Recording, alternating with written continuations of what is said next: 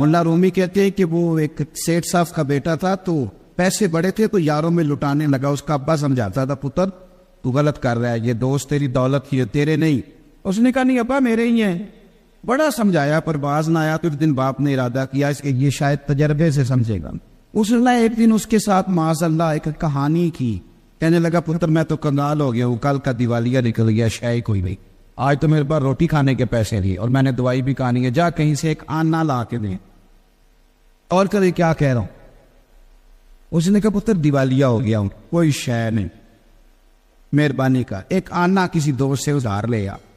وہ گیا ایک دوست سے کہا یار ایک آنا دے دو، اس نے دے دیا. دوسرے دن پھر ابا نے کہا غریب لوگ باہر میں صرف پانی لینے جاتے تھے اور امیروں نے گھر میں کنویں کھدوا لیے ہوتے تھے. جو امیر ہوتے تھے ان کے سیل میں خیمہ ہوتا، عورتیں باہر نہ جائیں.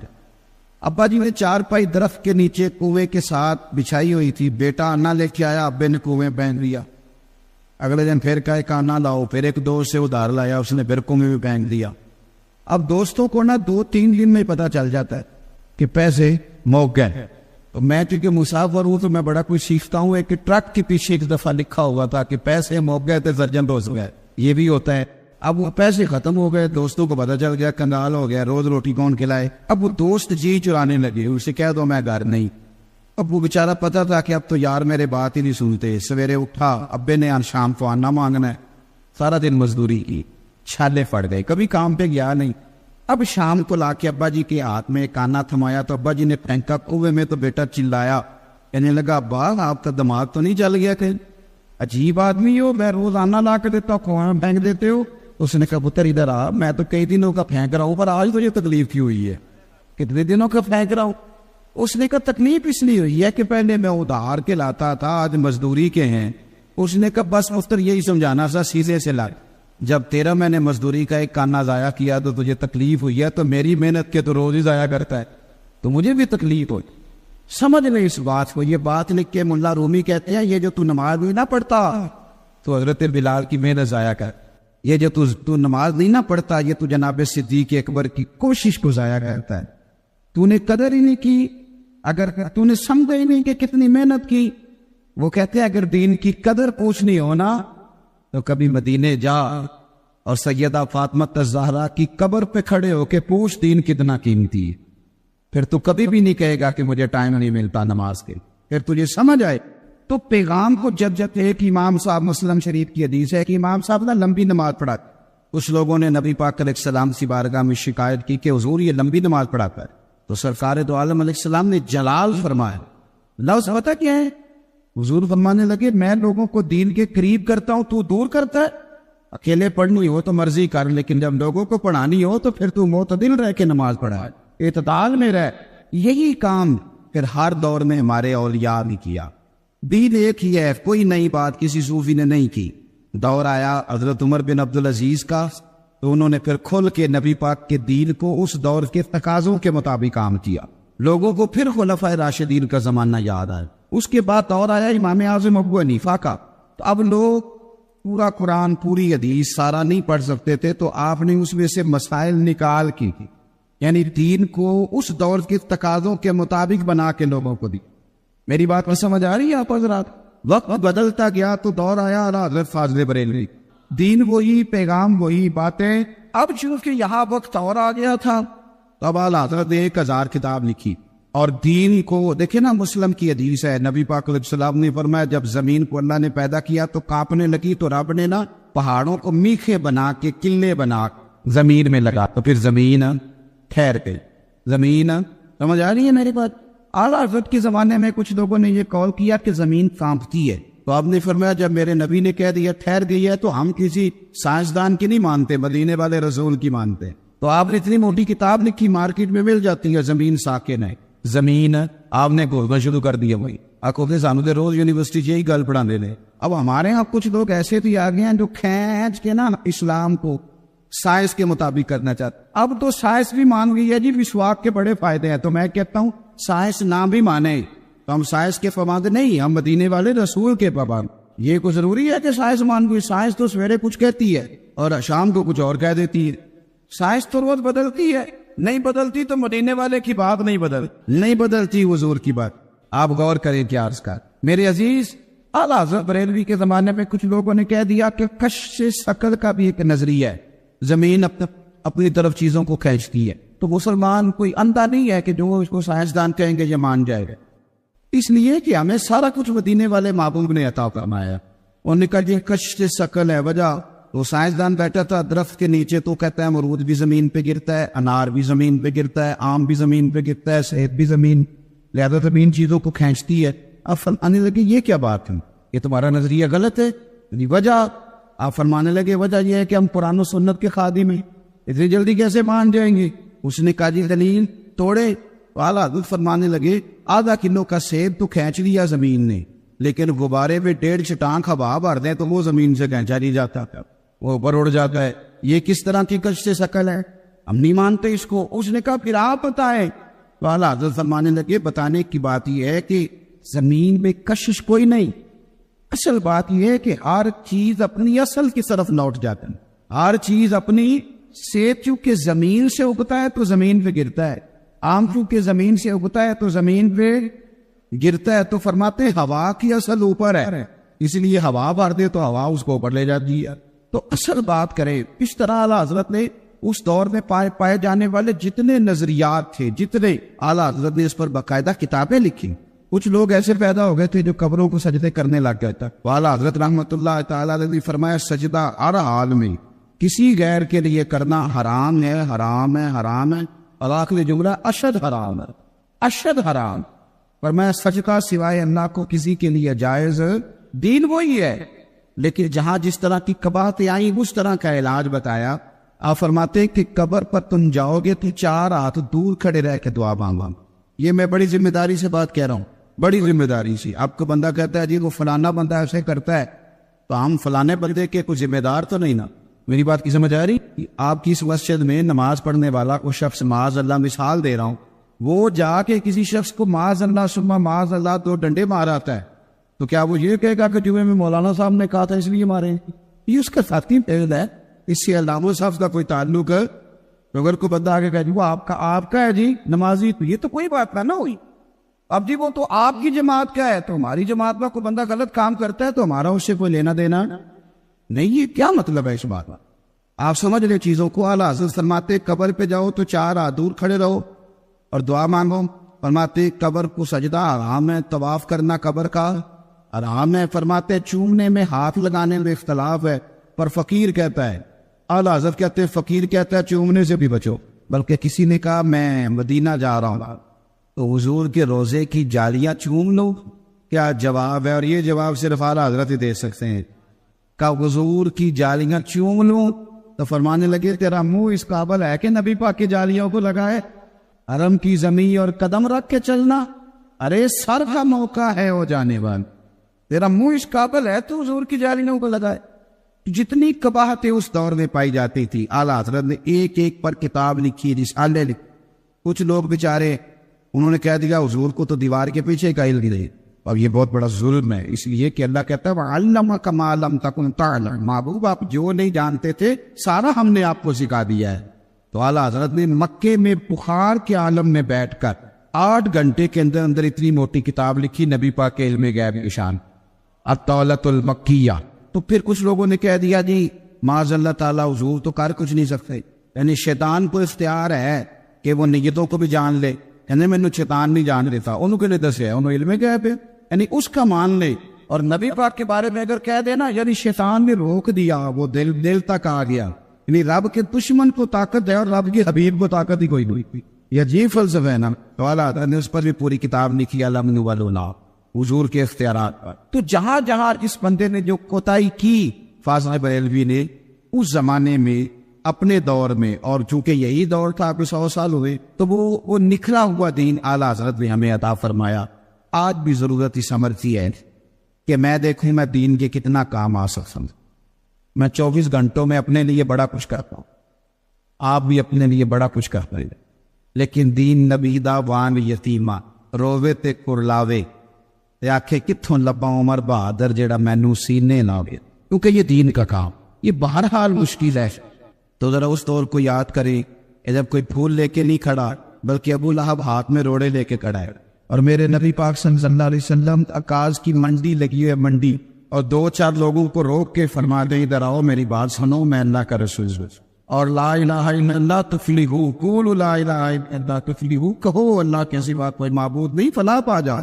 اور جب حضور یہ بات کرتے ہیں تو معاذ اللہ ابو لہب پتھر برساتا ہے، اور معاذ اللہ استغفر اللہ نقل کفر نہ باشد، کہتا ہے میرے بھتیجے کی بات نہ سننا، یہ تو معاذ اللہ دیوانہ ہو گیا۔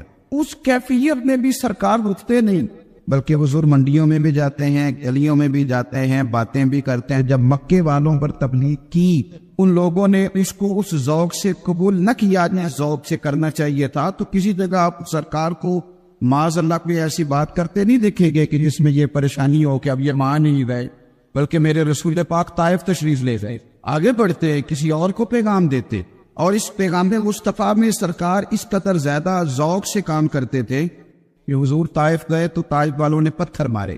یار میں کہہ دیتا ہوں آپ سن لیتے، کبھی غور کیا بھلا میں کیا کہہ رہا ہوں؟ یعنی ان لوگوں نے پتھر مارے، کیا کیا؟ بڑا سخت قسم کا داماد بھی ہو تو پھر بھی بیٹی کو پتھر نہیں مارتا، لیکن وہ خالی باتیں بھی کر دے تو بیٹی کا باپ بیچارہ ساری رات سو نہیں سکتا۔ انہوں نے جو باتیں کی وہ بھی کتابوں میں موجود ہے، بڑے سخت لفظ ہیں، ہم بیان نہیں کر سکتے، لیکن روڑے ہی مارے، اور اس زور کے ساتھ مارے۔ اس زور سے ایک ہوتا ہے پتھر کو مارنا، اور ایک ہوتا ہے نشانہ باندھ کے اس تکلیف کے ساتھ مارنا کہ سرکار کے وجود سے خون نکل آیا۔ اب سرکار ایک باغ میں بیٹھے، پانی وانی پلایا، حضرت زید بن حارثہ عرض کرتے ہیں حضور ان کے لیے دعا کر دے، یہ غرق ہو جائیں، 2 پتھروں میں رکھ کے اللہ انہیں مسل دے۔ تو نبی پاک نے کیا دعا فرمائی، اور میں ہاتھ اٹھائے دے، حضرت زید بن حارثہ کہتے ہیں میرا خیال تھا آج یہ تباہ ہو جائیں گے، لیکن حضور نے دعا کیا کہ اللہم اہد قومی فانہم لا یعلمون، کہا اللہ میری قوم کو ہدایت دے دے، انہیں پتہ ہی کوئی نہیں یہ کیا کر رہے۔ تو حضرت زید بن حارثہ نے کہا حضور آپ نے ان کے لیے دعا کیوں نہیں کی، یہ تباہ ہو جاتے۔ تو دیکھیں میرے نبی پاک کی امید، میرے رسول پاک کی امید دین کے تعلق سے اس طرح سی ہے، پیغام کو آگے لے کے جانے کے معاملے میں حضور کی امیدیں اتنی بڑی ہیں کہ سرکار کہنے لگے زید میں کیوں دعا کروں ان کے تباہ ہونے کی، اگر یہ نہیں مانتے تو تباہی کی دعا پھر بھی نہیں کریں گے، اگر یہ نہیں مانتے تو انشاءاللہ ان کی نسلیں مان جائیں، ان کی آنے والی نسلیں دین کو قبول کریں، جدوجہد کے ساتھ، کوشش کے ساتھ۔ آج ہمارے ہاں جو تبلیغ دین کے ذرائع ہیں ان میں جدوجہد نہیں ہے، ان میں کوشش نہیں ہے۔ کون سر جوڑ کے بیٹھتا ہے آج میٹنگ کرتا ہے کہ دین کیسے آگے پھیلایا جائے؟ ہمارے ہاں تو محفل کی میٹنگ ہوتی ہے، اور محفل کی میٹنگ میں بھی تلاش کیا جاتا ہے کہ کس نعت خاں کے نام پہ بندے کٹے ہو گئے، کون سا بندہ محفل میں آئے گا تو جس کی وجہ سے رش ڈلے گا، کس طرح کر کے ہم کوئی بڑا سا نظام چلائے۔ اور کیا بات تھی، بڑی محفل تھی، اچھا جی پھر کیا ہوا، کہنے لگے نعرے بڑے لگے ہوئے۔ وہ کمال ہے، آپ نے جدید تقاضوں کے مطابق 4.5 ارب کافر کو مسلمان کرنے کے لیے کیا منصوبہ بندی کی؟ وہ تو ایک مسلمان جا کے کسی گاؤں میں بیٹھتا تھا تو سارے کا سارا گاؤں، سارے کا سارا شہر مسلمان کر لیتا تھا، اور ہم تو یہاں 22 کروڑ مسلمان ہیں، اور اتنے سارے عیسائی ہیں وہ ہم سے مسلمان ہی نہیں ہو رہے، اتنے سارے عیسائی ہیں پاکستان۔ اس لیے کہ ہمارا وہ ذوق نہیں، ہماری وہ طبیعت نہیں۔ مولا علی شیر خدا رضی اللہ تعالیٰ عنہ کہتے ہیں میں نے خود نبی پاک علیہ السلام سے سنا کہ حضور فرمانے لگے اگر تیری وجہ سے ایک بندہ ہدایت پا گیا، کتنے جی بولیے؟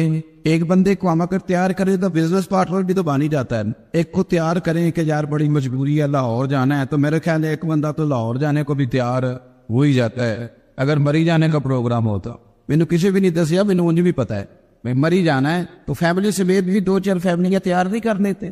لیکن عجیب فلسفہ ہے نا، یعنی فیملی سمیت اس کا 60,000 خرچ جائے گا، وہ تیار ہے۔ لیکن عجیب بات ہے نا، ہر جگہ جانے کو بندہ ہم تیار کر لیتے ہیں، مسجد جانے کے لیے بندہ تیار ہی نہیں ہوتا ہم سے، چل مسجد چلیں، لیکن وہ دعوت اب اس طرح دیتے ہیں کہ وہ نہ ہی جائے تو اچھا ہے۔ اور پڑھ لے کر نماز کبھی، چل نہ پڑھ تو اپنی قبریں جانا ہے تو میں اپنی قبریں جانا ہے۔ سبحان اللہ، یہ دین کی دعوت ہو رہی، اور اس طرح دین کی دعوت دیں گے۔ میں نے کچھ لوگوں کو اس طرح بھی دین بتاتے ہوئے دیکھا ہے، اور نماز پڑھ لے کر اتنے پیسے کہاں لے کے جانے ہیں، تو یہ ہم نے اسے نماز کا کہہ کے غصہ چڑھایا ہے، تو وہ کہتا ہے جا کام کر جا کے اپنا۔ یہ طریقہ ہے۔ ہمارے اسلاف فرمایا کرتے تھے لوگ اپنے حق میں جلدی قائل کر لیتے، کسی بندے نے اپنے حق میں قائل کرنا ہو نا، کسی سے 50,000 ادھار لینا ہو تو ٹیلی فون کرتا ہے بھائی جان کدھر ہو، تو وہ کہتا ہے میں ذرا کام سے آیا ہوں، آپ کام بتائیے۔ کہتا ہے نہیں ٹیلی فون والی بات نہیں، مجھے ملیں، پر اس کو رات کو ملتا ہے، پھر اس درد سے مجبوری بتاتا ہے کہ شاید وہ سامنے والا بھی روئی بڑے بیچارہ، پھر وعدہ کرتا ہے کہ وقت پہ لوٹا دوں۔ یعنی اپنے حق میں قائل کرنا ہو تو اسے 100 طریقے آتے ہیں، اور اگر رب و رسول کی حق میں قائل کرنا ہو تو پھر اسے حکمت ہی نہیں آتی، پھر اسے کہتا ہے میں پڑھا لکھا ہی نہیں، میں سیاںا ہی نہیں، مجھے پتہ ہی کوئی نہیں، میں کتابیں نہیں جانتا۔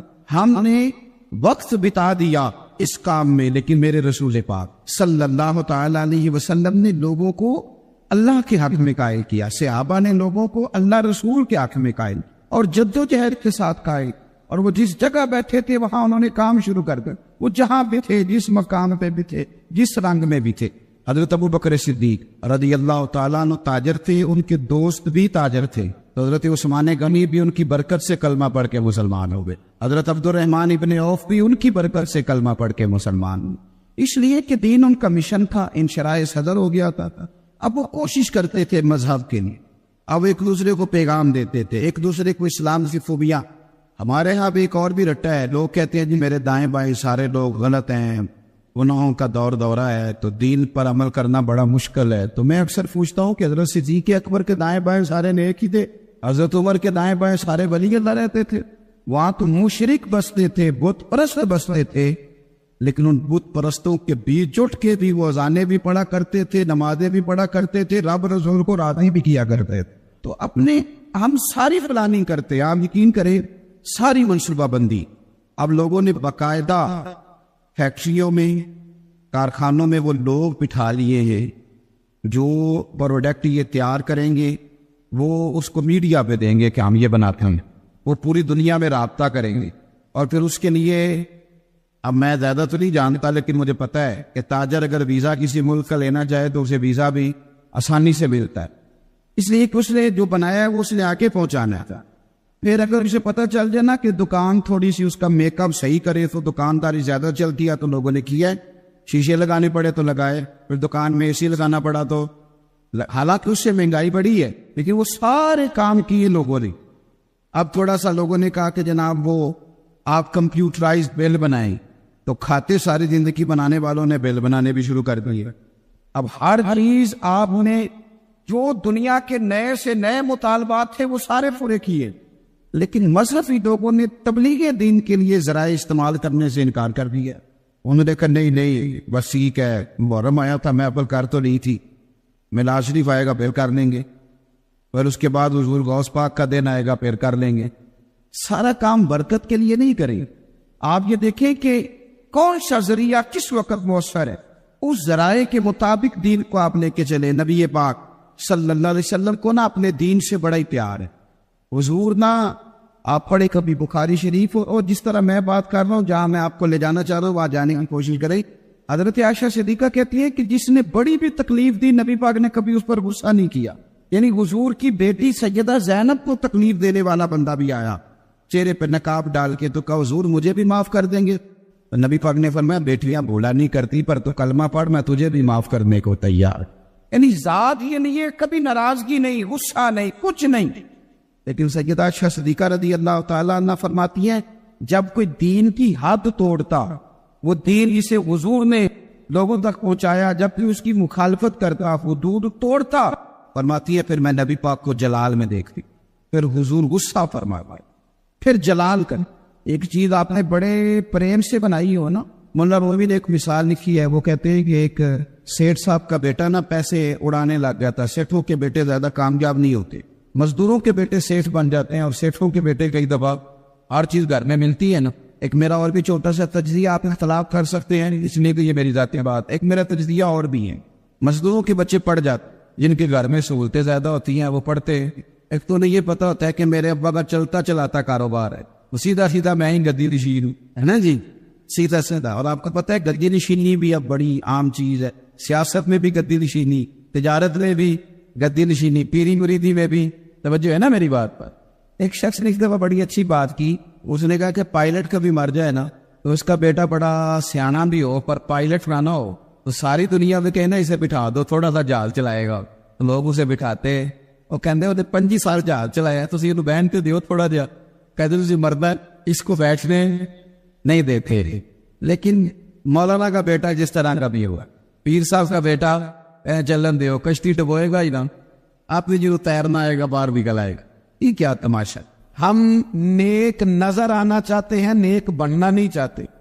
ہم نیک نظر آنا چاہتے، نتیجہ کیا نکلتا ہے کہ کچھ عرصے کے بعد پتہ چل جاتا ہے بندہ کس لیول کا نیک ہے، کیا معیار ہے اس کی نیکیوں کا.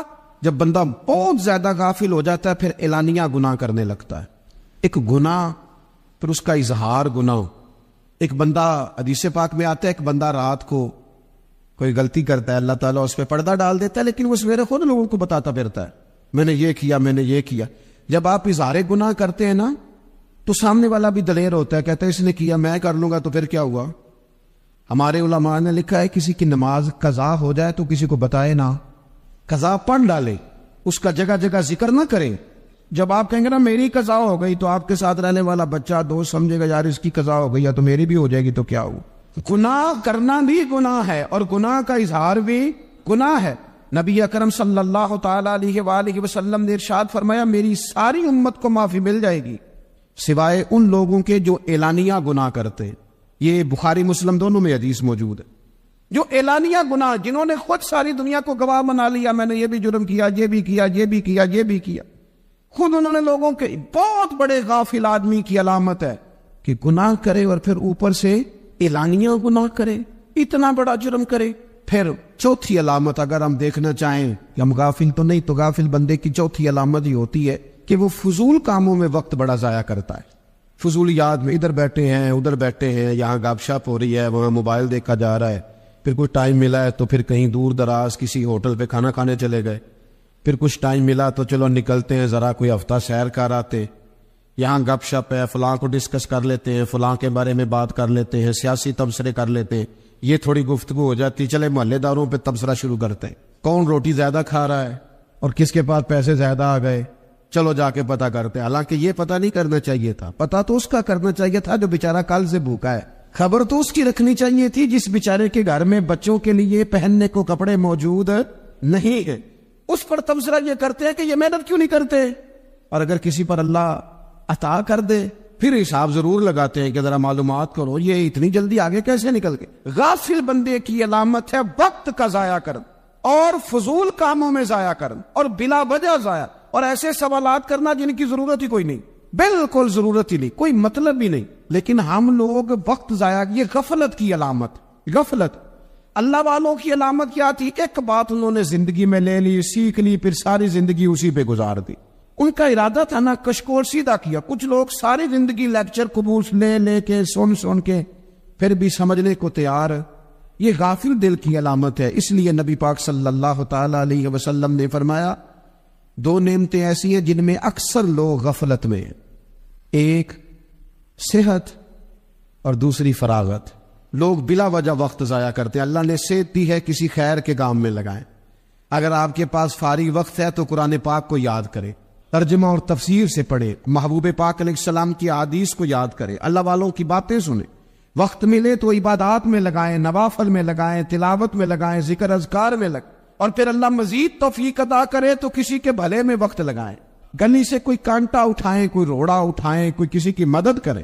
لیکن یہ غافل ہونے کی علامت ہے کہ اپنے وقت کو ضائع کرنا. اور پھر اسی طرح غفلت کی پانچویں علامت یہ ہے کہ اگر بندے کو دنیا سے پورا پیار ہو جائے، یعنی شب قدر میں بھی آ کے کہتا ہے یا اللہ کبھی پیسے دے دینا، شب برات والے دن بھی کہتا ہے کہ مالک اگر کبھی کوئی ایسا سبب لگ جائے نا، یعنی بیت اللہ شریف کے سامنے کھڑے ہو کے بھی اگر اس نے مال ہی مانگنا ہے وہاں بھی اس نے یہی سوال کرنا ہے، اوپر دنیا اتنی غالب آ جائے تو یہ غافل ہونے کی علامت.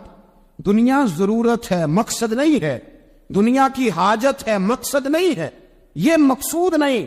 اور جب لوگ فقط دنیا کے مال کو، دولت کو، نبی پاک علیہ السلام نے فرمایا وہ لعنتی ہے جو درہم اور دینار کا بندہ بن گیا ہے، پیسوں کا بندہ بن گیا ہے.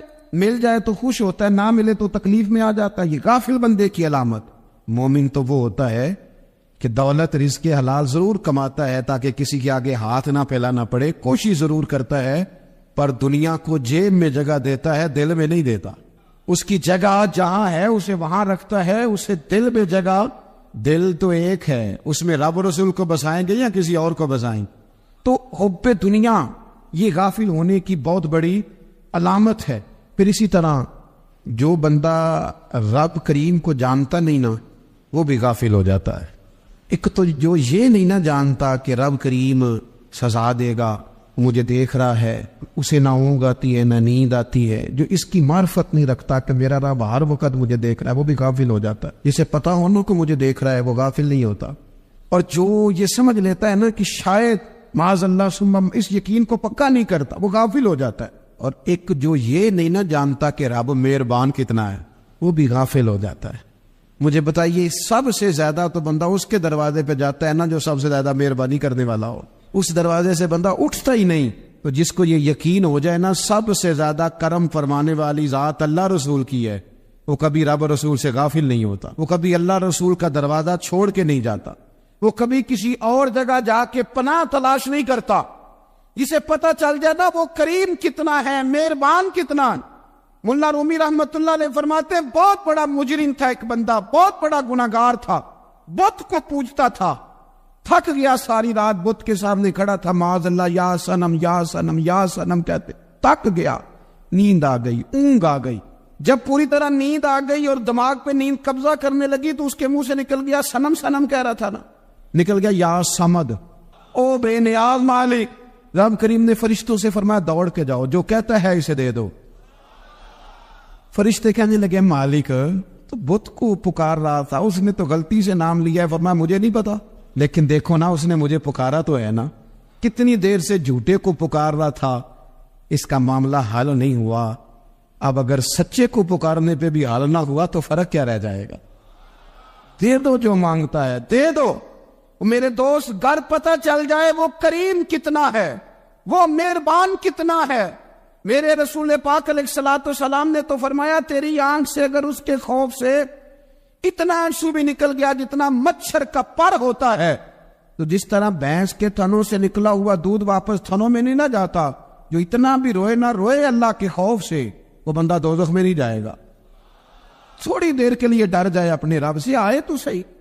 عدم معرفت غفلت پیدا کرتی ہے، تو آ تو صحیح، وہ تو کریم ہی بڑا ہے، وہ تو مہربان ہی بڑا ہے۔ حضرت زنیرہ رضی اللہ تعالیٰ عنہ حضور کی صحابیہ ہیں، ایام جو مکے کے تھے مسلمانوں پر بڑی آزمائش کے تھے، انہیں بڑا مارا کفار نے، اتنا مارا کہ ان کی بینائی چلی گئی، نظر آنا بند ہو گیا۔ کافروں کی عورتوں نے تانا دیا کہ تو نے ہمارے بت چھوڑے ہیں نا، تو دیکھنا تیری بینائی چلی گئی۔ تو جناب زنیرہ اللہ پہ بھروسہ، توکل، معرفت الہی کا جذبہ، اٹھ کے کھڑی ہو، کہنے لگی چپ کرو، تمہارے جھوٹے بت کیا کر سکتے ہیں، میرا رب چاہے تو صبح جب میں اٹھوں تو میری آنکھیں روشن ہو، اگر کریم کرم کر دے۔ لوگ کہتے واقعی ایسا ہوا، جب وہ سویرے اٹھی تو اللہ نے ان کی روشنی واپس کر دی۔ تجھے پتہ چل جانا وہ مہربان کتنا ہے۔ وہ ایک بزرگ تھے تو ان سے کسی نے کہہ دیا کہ اگر آپ کا حساب آپ کے ماں باپ کے ذمہ ہو جائے تو پھر کیسا، پوچھنے کے لیے قیامت میں اگر ماں باپ حساب لیں تو پھر کیسا۔ تو بڑے سیانے لوگ تھے جو دل والے تھے، کہنے لگے نہیں، رب کریم ہی ٹھیک ہے، اس لیے کہ وہ ماں باپ سے کہیں بڑھ کر پیار کرنے والا۔ اگر یہ معرفت مل جائے وہ کریم کتنا ہے، اور جب بندہ پوری طرح اس کی بارگاہ میں آ کے تڑپ جاتا ہے نا، مولا میں جاؤں کدھر، تیرا دروازہ چھوڑ کے جاؤں کدھر۔ اقبال کہتے ہیں وہ ایک سجدہ جسے تو گراں سمجھتا ہے، 1000 سجدوں سے دیتا ہے آدمی کو نجات۔ تجھے جگہ جگہ جھکنا نہیں پڑے گا اگر تو صحیح معنوں میں اپنے رب کی بارگاہ میں جھک جائے۔ تو میرے عزیز کوشش کرے کہ اس کی معرفت، اس کا کرم، اس کی عطا اور اللہ تبارک و تعالیٰ کے حاضر و ناظر ہونے پر عین الیقین، حق الیقین حاصل کرے۔ اور پھر غافلوں کی صحبت بھی بندے کو غافل کر دیتے۔ غافلوں کی صحبت میں نہ بیٹھے، ان کی صحبت میں بیٹھے، ان کے پاس بیٹھنے سے دل میں رب رسول کی محبت پیدا ہوتی۔ غافلوں سے بچے، چنگیاں دے لڑ لگی ساں تے چولی چ پھل پئے، تے جدوں میں پیڑیاں دے سنگ رل گئی تے میرے اگلے بھی ڈول گئے۔ برے آدمی کی صحبت بندے کو غافل کر دے، غافلوں کی صحبت میں کبھی نہ بیٹھے، کبھی نہیں۔ غافل آدمی آپ کو غافل کر دے گا۔ میرے نبی پاک علیہ الصلوۃ والسلام نے فرمایا انسان اپنے دوست کے مذہب پر ہوتا ہے۔ یہ بہت بڑے لفظ ہیں۔ فرمایا المرء علی دین خلیلہ، انسان اپنے دوست کے مذہب پر ہوتا ہے۔ تو دیکھ تو نے دوست کس کو بنایا ہے، جو تیرے دوست کا مذہب ہوگا وہی تیرا ہو جائے گا۔ ہم نے دوست بنایا نا غوث پاک جیلانی کو، ہم نے یاری لگائی ہے نا داتا علی اجمیری سے، ہماری نسبت ہے نا معین الدین اجمیری سے، ہمارا تعلق ہے نا بہاؤالدین زکریا ملتانی سے، ہمارا رشتہ ہے نا حضرت مجدد الفسانی سے، ہم ماننے والے ہیں نا اعلیٰ حضرت بریلوی کے، ہمارا تعلق ہے کبھی جماعت علی سے کبھی مہر علی سے، ہمارا ان سے تعلق ہے تو صبح شام ہماری زبان پہ رہتا ہے بالغ العلا بکمال کشفت تجا بجمال حسنت جمیع خصال صلو علیہ وآلہ. ان سے تعلق جڑا ہے نا تو کئی دفعہ تنہائیاں تڑپا دیتی ہیں اور تڑپ کے کہتے اج سکھ متراں دی ودیری، اج سکھ متراں دی. سکھ کہتے ہیں اڈیق کو، متر کہتے ہیں محبوب کو. اج سکھ متراں دی ودھیری ہے، اے کیوں دلڑی اداس گھنیری ہے، لو لو وچ شوق چنگیری ہے.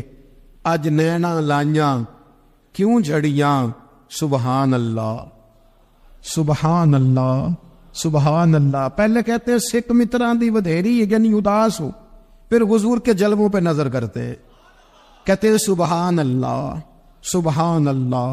ما اجمل کا، ما احسن کا، ما اکمل کا، اور پھر فوراً کہنے لگے او کتھے مہر علی، او کتھے مہر علی، کتھے مہر علی، کتھے تیری سنا.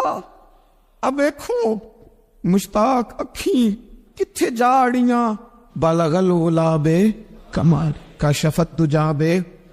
اور میرے اعلیٰ حضرت کہنے لگے سرور کہوں کہ مالک و مولا کہوں، باغ خلیل کا گلے زیبا کہوں تجھے، تیرے تو وصف عیب تناہی سے ہیں بری، حیران ہوں میرے شاہ میں کیا کیا کہوں. غافل آدمی کی علامت ہے برے لوگوں کی صحبت میں. خبردار ان کے پاس نہ بیٹھنا جن کے پاس بیٹھنے سے تمہارے دلوں میں اولیاء اللہ، اللہ کے بندوں کی عداوت پیدا ہو. خبردار خبردار ان کے پاس نہ بیٹھنا جن کے پاس بیٹھنے سے تمہارے دلوں میں حضور کی اولاد پاک کے بارے میں شک پیدا ہو. خبردار اس شخص کے پاس نہ بیٹھنا جو امام حسین ابن علی کے بارے میں کوئی کمزور بات کرتا ہو، بچنا. خبردار اس سے بچنا جو حضور کے صحابہ کے بارے میں بات کرے، بچنا بچنا اس سے. جو سیدنا ابو بکر صدیق کے بارے میں کوئی، دیکھو کیا مقدر ہے صدیق و فاروق کے، جن کے گھر ہی رحمتوں کے خزینے میں. بھلا کیا کہا نبی پاک، حضور نے فرمایا میرے اوپر جس نے نیکی کی تھی بدلہ دے دیا ہے. یہ جو میرے ابو بکر صدیق ہے نا، ان کو میں اللہ کی بارگاہ میں لے جاؤں گا، کہوں گا مالک تو ہی بدلہ عطا فرما. ایک ہاتھ میں جناب صدیق کا ہاتھ پکڑا، ایک میں حضرت عمر کا ہاتھ پکڑا، اور حضور مسجد نبوی سے باہر آ رہے ہیں. دیکھنے والے کی زبان سے بے ساختہ سبحان اللہ نکل گیا. کیا شان ہے، کیا مقدر ہے. تو حضور علیہ السلام رک گئے اور روک کے فرمایا تو حیران ہو رہا ہے نا، تو حیران ہو رہا ہے نا کہ میں نے ایک ہاتھ میں ابو بکر کو پکڑا، ایک میں عمر کو پکڑا ہے. فرمایا قیامت میں جب میری قبر کھلے گی تو میں اسی طرح قبر سے نکلوں گا، اس طرح میدان محشر میں میں آؤں گا. خبردار حضور کے وفاداروں کے وفادار رہنا، ان کے وفادار رہنا، ان کے وفادار رہنا. بڑا عجیب دور آیا ہے. ہم نے یہ دور دیکھا ہے کہ لوگ حضور کے صحابہ کے بارے میں بھی بات کریں گے. اب نبی پاک کی اولاد پاک کے بارے کو بھی ڈسکس کیا جائے گا. اپنا منہ تو دیکھ، اپنی حیثیت دیکھ، اور پھر وہ بندے دیکھ جن کو اللہ نے چن کے اپنے محبوب کی غلامی کے لیے حضور کے قریب بٹھایا. تو بچنا ایسے لوگوں سے، پرہیز کرنا. خبردار عقیدہ ستھرا رکھنا، عقیدہ ستھرا رکھنا، صاف رہنا، پاکیزہ رہنا، غافلوں کی صحبت سے بچنا. بڑا ڈرتے ہیں اللہ سے، دعائیں مانگتے ہیں یا اللہ نسلوں میں بھی وہی بندے پیدا فرما جو عقیدے پکے رکھنے والے ہیں. وہ بندے پیدا فرما ہماری نسلوں میں. ایک وہ بندہ بھی غافل ہو جاتا ہے جو امیدیں لمبی لگا لیتا ہے، جن کے منصوبوں میں دولت بھی ہوتی ہے، گھر بھی ہوتا ہے، اولاد کا بڑا ہونا بھی ہوتا ہے، پوتے پوتیاں نواسے نواسیاں دیکھنا بھی ہوتا ہے، یہاں بھی گھر وہاں بھی گھر، یہ سیر، یہ سارا کچھ ہوتا ہے. لیکن رب کی بارگاہ میں پیش ہونا جن کے پیش نظر نہیں ہوتا. لمبی امیدیں. حضرت مولا علی شیر خدا فرمایا کرتے تھے میں تم پر دو باتوں کا خوف کھاتا ہوں، جو ڈر آتا ہے. ایک یہ کہ تم خواہش کی پیروی کرو گے، جو نفس کی خواہش ہوگی اس کے پیچھے لگ جاؤ گے، اور ایک کہ تم لمبی لمبی امیدیں باندھو گے. اتنے سال جینا ہے، اتنے 100 سال جینا، یہ کرنا ہے، وہ کرنا ہے. منصوبہ بندی کریں مستقبل کے لیے، وہ بری نہیں، لیکن تیاری رکھیں، تیاری رکھیں. اس بات کا بھی خیال رکھیں کہ اللہ کی بارگاہ میں حاضر ہونا. یہ غفلت کی چیزیں ہیں جو بندے کو غافل کر دیتی ہیں. جو لوگ اللہ کا ذکر نہیں کرتے وہ بھی غافل ہو جاتے. اور جو فضول باتیں زیادہ کرتے ہیں نا، ہنستے زیادہ، فَلْيَضْحَكُوا قَلِيلًا وَلْيَبْكُوا كَثِيرًا، قرآن کہتا ہے زیادہ رویا کرو، کم ہنسا کرو۔ نبی پاک علیہ الصلوۃ والسلام سے پوچھا تھا حضرت عقبہ بن عامر نے کہ یا رسول اللہ نجات کس چیز میں ہے؟ تو نبی پاک علیہ الصلوۃ والسلام نے فرمایا ایک تو اپنی زبان قابو میں رکھو، دوسرا فرمایا اپنے گھر میں ٹھہرے رہو، تمہارا گھر تمہارے لیے کافی ہو، فضول نہ نکلو گھر سے، اور تیسرا فرمایا اپنی خطاؤں پہ رویا کرو۔ کثرت کلام اور فضول کلام اور بلا وجہ یہ بندے کو غافل کرتا ہے، دل کو سخت کرتا ہے۔ یہ چند چیزیں ہیں جو انسان کو غفلت میں ڈالتی۔ اپنے آپ کو ان چیزوں سے بچائیں اور غفلت کو توڑیں۔ آپ کے ذمے، میرے ذمے جو حقوق العباد ہیں ان کا پتہ کریں، جو اللہ رسول کے حقوق ہیں ان کی خبر دیکھیں، ہماری جو ذمہ داریاں ہیں ہم کس طرح انجام دے رہے ہیں اس پر توجہ کریں، اپنے معاملات کو ٹھیک کریں۔ ہم انسان ہیں، کوتاہیاں تو رہ جائیں گی، لیکن جب کوشش کریں گے تو پھر رب تعالیٰ مدد بھی فرمائے گا۔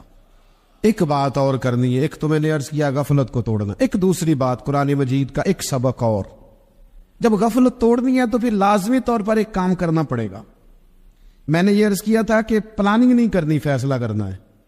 تو فیصلہ کرنا ہے تو کرنا کیا ہے؟ پھر قرآن حکیم نے سورہ بقرہ میں کہا فاستبقوا الخیرات، یعنی تم نیکیوں کی طرف دوڑو، جلدی جلدی نیکیاں کرو، فٹافٹ، دیر نہ کرو۔ فٹافٹ سے مراد یہ نہیں کہ نیکی جلدی جلدی کر جاؤ، یعنی ٹال مٹول نہ کرو خیر کے کام میں، کل کریں گے، پرسوں کریں گے، عمرہ کر رہے ہیں پھر نیکی ہیں، حج کر رہے ہیں پھر نیکی ہیں، بچے بیال ہوں پھر میں نیک ہوں، یہ تھوڑا سا یہ کام ٹال مٹول۔ فاستبقوا الخیرات، نیکیوں کی طرف دوڑو، جلدی کرو، بھاگو۔ نبی پاک صلی اللہ تعالیٰ علیہ وسلم نے فرمایا 5 چیزوں کو 5 چیزوں سے پہلے غنیمت جانو۔ حضور علیہ الصلوۃ والسلام فرمانے لگے ایک تو تم جوانی کو نہ بڑھاپا آنے سے پہلے پہلے غنیمت سمجھ لو۔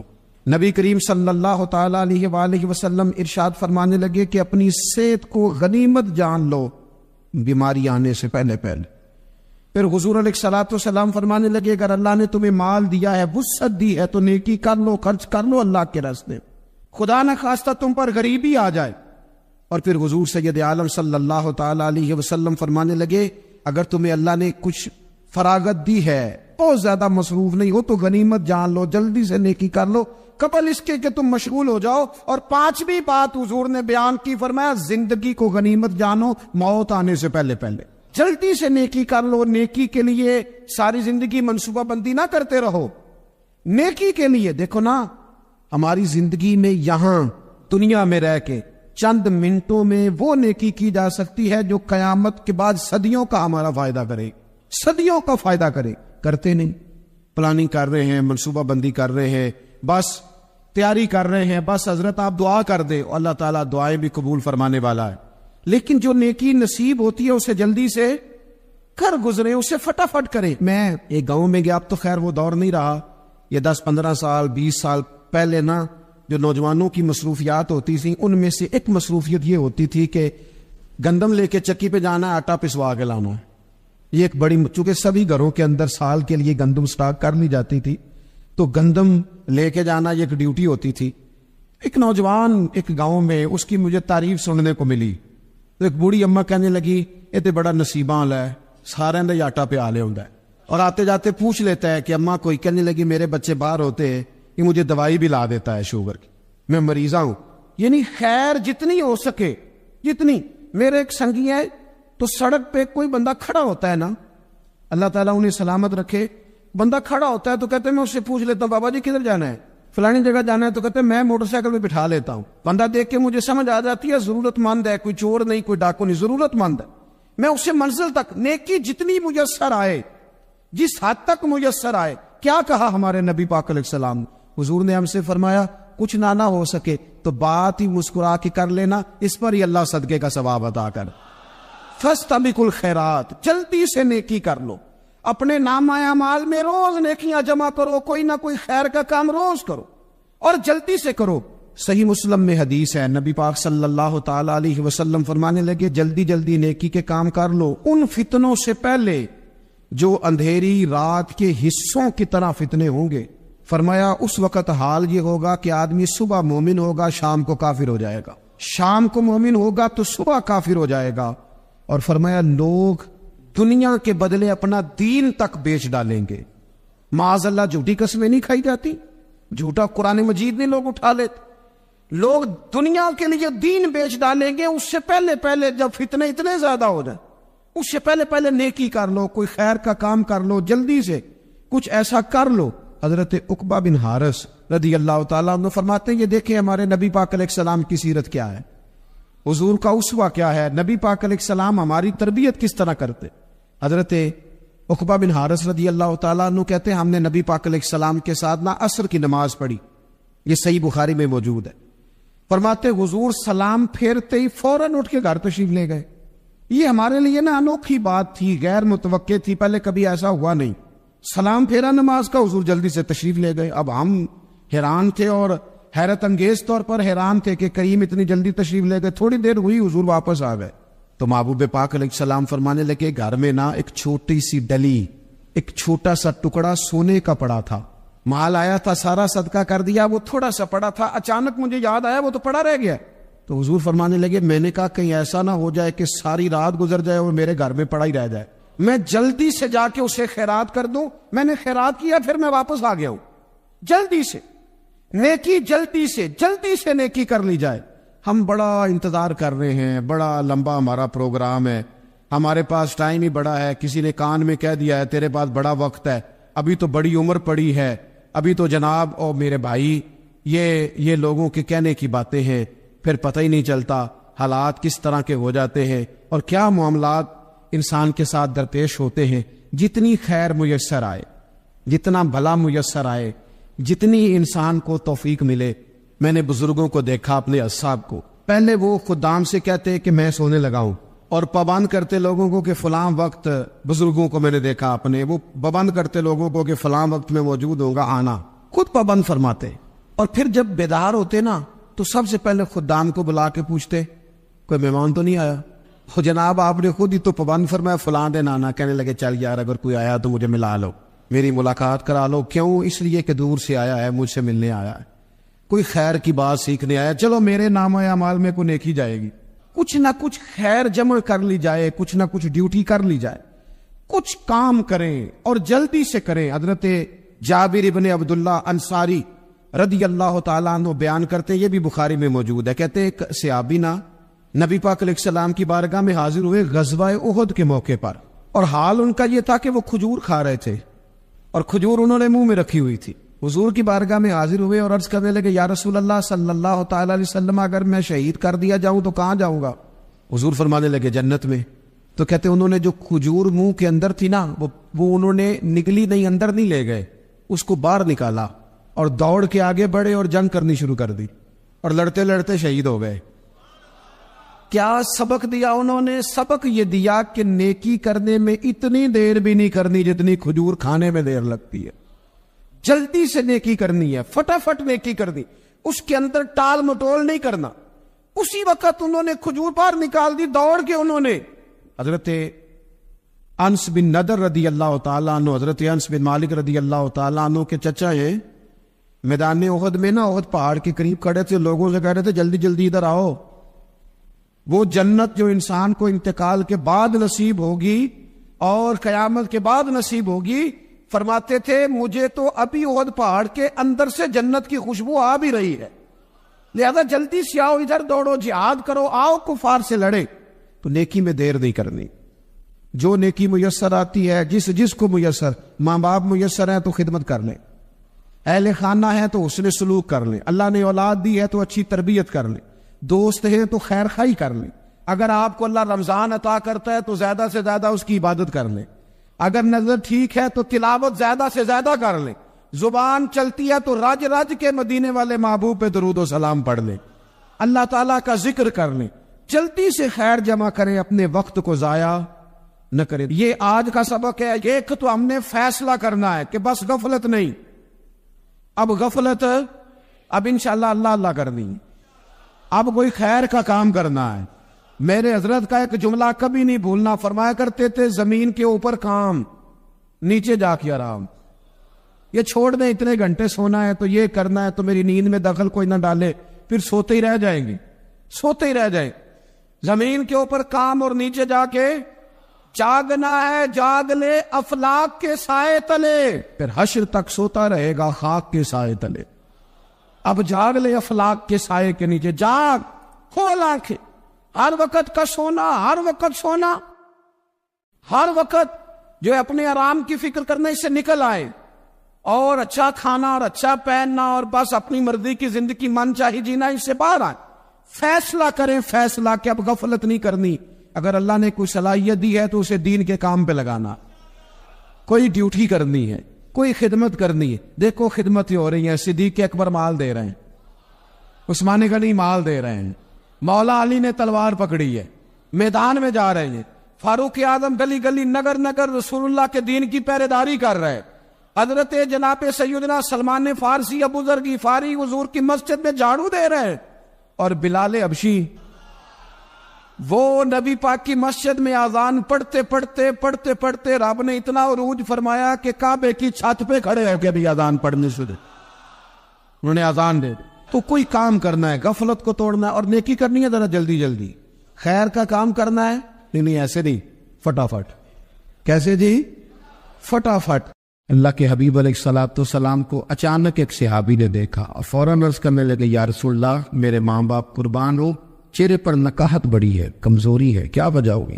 تو حضور نے ایک ٹھنڈی آہ بھری اور فرمایا، میں نے کئی دنوں سے کھانا نہیں کھایا، کھجور اور پانی پر گزارا ہے۔ میٹھا کھانا بھی سنت ہے لیکن فاقہ کرنا بھی سنت ہے، اپنی مرضی کی سنت ادا کر لینا یہ تو بڑا آسان کام ہے، لیکن میرے بھائی شریعت اسلامیہ میں جو چیز غالب رہی ہے اس پر بھی کبھی کبھی ذوق کرے۔ اور پھر حضور کا جو فقر ہے اختیاری ہے، نبی پاک نے مانگ کے غریبی لی اللہ تعالیٰ سے کہ اللہ ایک وقت روٹی دے ایک وقت فاقہ دے، تو نبی کریم علیہ السلام نے فرمایا کہ میں نے کھانا نہیں کھایا، کھجور پانی پہ گزارا ہے کئی دنوں سے۔ اب اس صحابی کو حکم تو دین کا یہی ہے نا کہ اگر گھر میں کچھ ہے تو لے آؤ، ورنہ شریعت پابند تو نہیں کرتی۔ تو وہ پہلے اپنے گھر گئے، جا کے پوچھا کوئی چیز ہے، گھر والوں نے کہا کوئی نہیں۔ پھر وہ پڑوسیوں کے گھر میں گئے، کوئی کھانے کی چیز ہے، کوئی نہیں۔ رشتہ داروں سے محلے داروں سے پوچھا، کوئی نہیں۔ چپ کر کے نہیں بیٹھے، ایک یہودی کے باغ میں گئے، کہنے کہ یار کوئی مزدوری مل جائے گی؟ اس سجنا یار منون دی خاطر اساں کی پیش وٹائے، کوئی مزدوری ملے گی؟ اس نے کہا گرمی بڑی سخت ہے، پانی کنویں کا نیچے چلا گیا، ایک ڈول پانی کا اگر نکال سکتے ہو تو ایک کھجور دوں گا۔ فرمانے لگے منظور ہے۔ کہتے میں نے اپنے کندھے سے چادر اتار کے بچھا لی، ایک ڈول پانی کا نکالتا، ایک کھجور ملتی، وہ میں اس کپڑے میں ڈالتا جاتا، چادر میں ڈالتا جاتا۔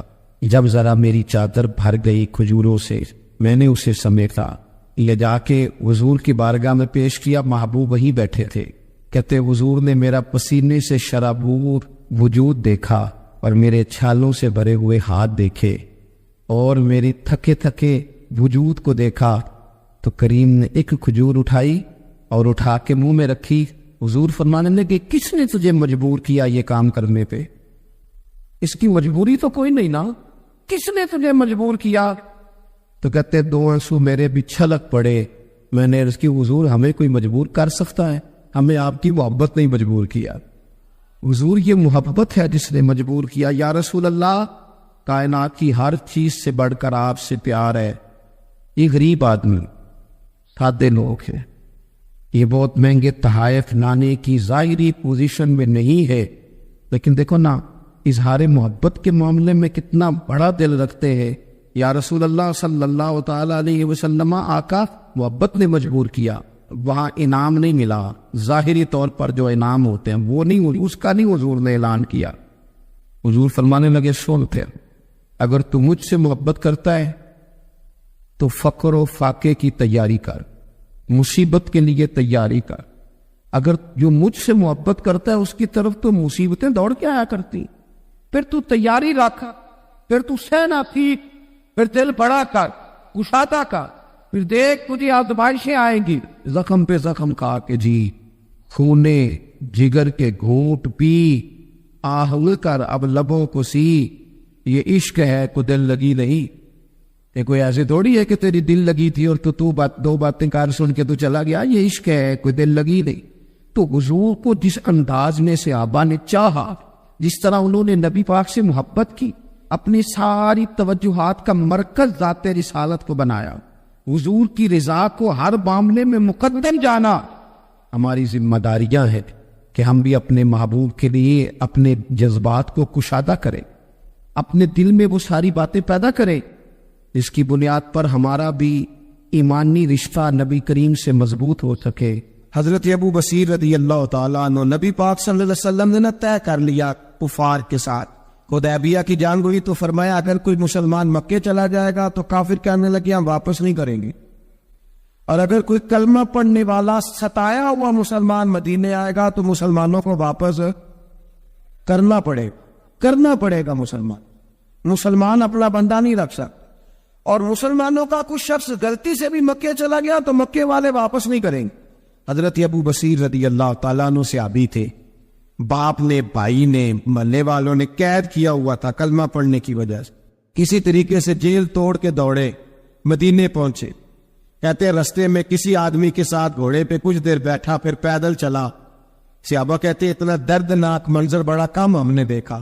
ابو بصیر جس گلی سے گزرتے وہاں خون پھیل جائے، ان کی ٹانگیں خون سے کچتی، وہ زنجیریں بندھی ہوئی، در رسول پہ حضور میں بھاگ کے آیا ہوں۔ کہتے ابھی نبی پاک صلی اللہ علیہ وسلم ان کی بات سن ہی رہے تھے کہ پیچھے سے قریش کے 2 سپاہی بھی آ گئے، کہنے لگے یہ بھاگ کے آیا ہے اور آپ کا وعدہ تھا کہ آپ واپس کریں گے۔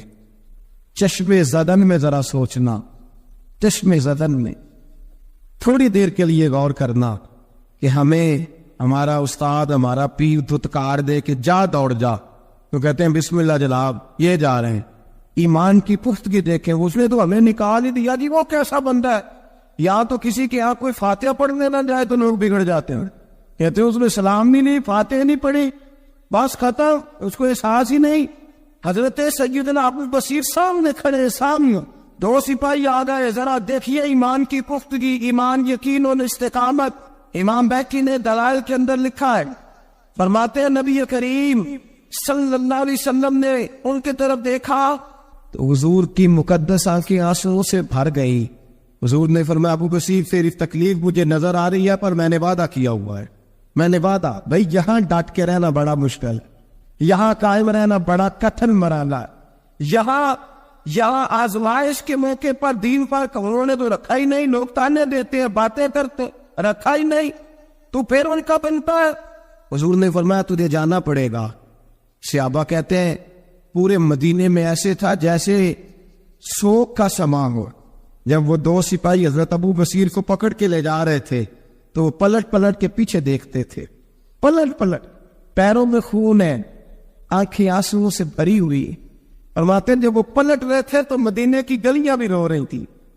میرے نبی پاک جب وہ آنکھوں سے اوجھل ہو گئے تو حضور بیٹھ گئے زمین پہ، نبی پاک نے رونا شروع کر دی، فرمایا اللہ تو نے اس شخص کی مدد فرمانی ہے، اس پر کرم کرنا ہے، اللہ اس کا خیال فرمانا، اس کے لیے دعا کی، حضور روئے۔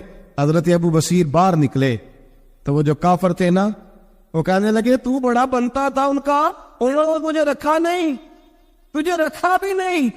تو حضرت ابو بصیر نے تھپڑ مارا منہ پہ، کہنے لگے میں وہ نہیں جو تھوڑی سی بات سے بدل جاؤں، ایمان، یقین اور استقامت کی دولت ملی ہوئی ہے۔ آپ فرمانے لگے میرا تو ایمان اور پختہ ہو گیا ہے کہ میرا نبی اپنے وعدوں کا بڑا پابند ہے، میرا رسول اپنے وعدوں کا بڑا پابند ہے۔ حضرت ابو بصیر کہتے ہیں مدینے کی سرحد گزر گئی تو میں نے کھینچی تلوار، ان میں سے ایک سپاہی، اب آؤ میرے مقابلے میں جس نے آنا ہے، ایک کو مارا، دوسرا بھاگ گیا۔ فرماتے ہیں میں مکے جا نہیں سکتا تھا، جاؤں گا تو وہ زیادہ ماریں گے۔ مدینے حضور نے قبول نہ فرمایا۔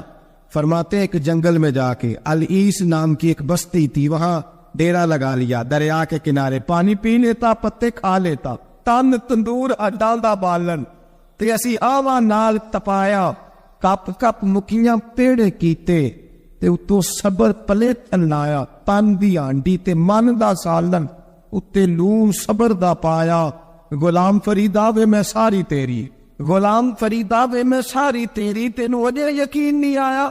فرماتے سالوں پتے کھائے، اب جو بھی وہاں سے تانگ ہوتا وہ میرے پاس آ کے پناہ لیتا، جس کو مکے والے مارتے میرے پاس آ کہتے ہیں، تانے دینے والے آگے کہتے ہیں تم کس طرح کے نوکر ہو، تمہیں تو انہوں نے رکھا ہی نہیں، ہم نے کہا چپ کر جا، وہ ہمارے آقا ہے، وہ ہمارے آقا ہے، رکھے تب بھی ٹھیک ہے، نہ رکھے اللہ اکبر۔ ایمان دیکھو، قوت دیکھو، جیڑیاں ਹਸਮਾਂ ਦੀ ਵਿੱਚ ਰਜ਼ਾ ਬਸਨ ਭਾਗ ਜਾਗ ਜਾਂਦੇ ਉਹਨਾਂ ਗੋਲੀਆਂ ਦੇ ਤੇ ਮੈਂ ਗੁੱਡੀ ਹੱਥ ਡੋਰ ਸੱਜਣ ਦੇ ਇਹ ਜਿੰਜ ਰੱਖੇ ਉਂਝ ਰਹਿਣਾ ਵਾਜਬ ਨਹੀਂ ਜੇ ਵਿੱਚ ਸ਼ਰੀਅਤ ਮੰਦਾ ਖਸਮ ਨੂੰ ਕਹਿਣਾ فرمایا بس ٹھیک ہے جس طرح حضور راضی ویسے ہی ہم راضی حضرت ابو بصیر رضی اللہ تعالیٰ عنہ کے پاس 300 صحابہ کٹے ہو گئے 300 حضرت ابو بصیر جب مدینے کی سرحد سے گزر رہے تھے نا تو نبی پاک نے ایک آواز دی تھی فرمایا ابو بصیر ایک وقت آئے گا کہ میرا پیغام تجھ تک پہنچے گا ایک ٹائم آئے گا حضرت ابو بصیر سے جب کوئی کہتا نا کہ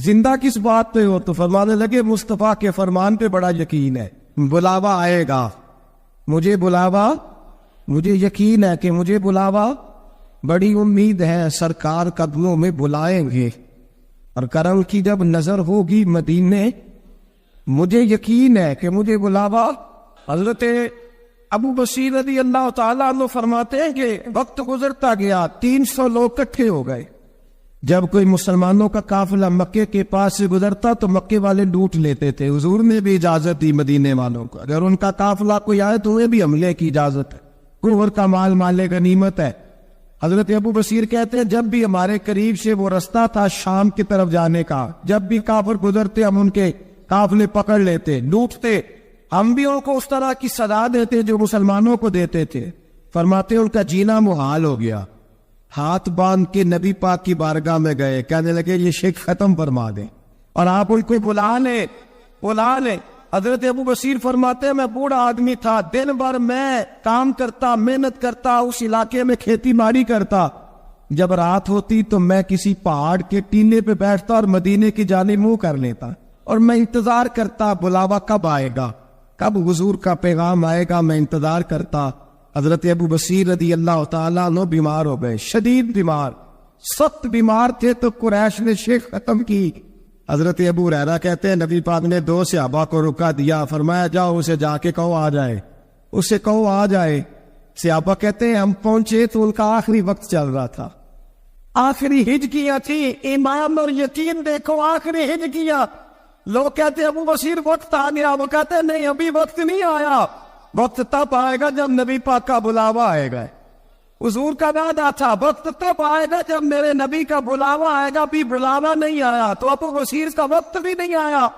صحابہ کہتے ہم نے جا کے رکا تھمایا اٹھنے کی بھی طاقت نہیں تھی جب حضور کا رکا لیا نا تو دونوں یوں مٹھیاں بند کر لی گویا جھوم جھوم کے نعرے لگانے لگے آؤ دیکھو میرے نبی کے وعدے کتنے سچے ہیں آؤ دیکھو حضور کے وعدے چونتے حضور کا نامہ سر پہ رکھتے سینے سے لگاتے اور کہتے ہیں پھر بلند آواز سے کلمہ پڑھنے لگے کہنے لگے حضور میں حاضر ہوا یا رسول اللہ میں آیا کہتے بلند آواز سے کلمہ پڑھا اور ان کی روح پرواز کر گئی نبی رحمت صلی اللہ علیہ وسلم کے غلاموں کا یقین اعتماد اتنے اعلیٰ درجے ایک صحابی حضرت خزیمہ رضی اللہ تعالیٰ ابو داؤد شریف میں حدیث موجود ہے نبی پاک علیہ الصلوۃ والسلام نے ایک یہودی سے گھوڑا خرید لیا حضور نے فرمایا آ میرے ساتھ میں تمہیں پیسے دیتا ہوں اللہ کے محبوب تھوڑا آگے تشریف لے گئے یہ ذرا تھوڑے فاصلے پہ پیچھے آ رہا تھا راستے میں لوگوں نے اس کو کہا کہ تو نے تو سستا بیچ دیا ہے گھوڑا تو مہنگا ہے قیمت زیادہ لگا دی یہ مکر گیا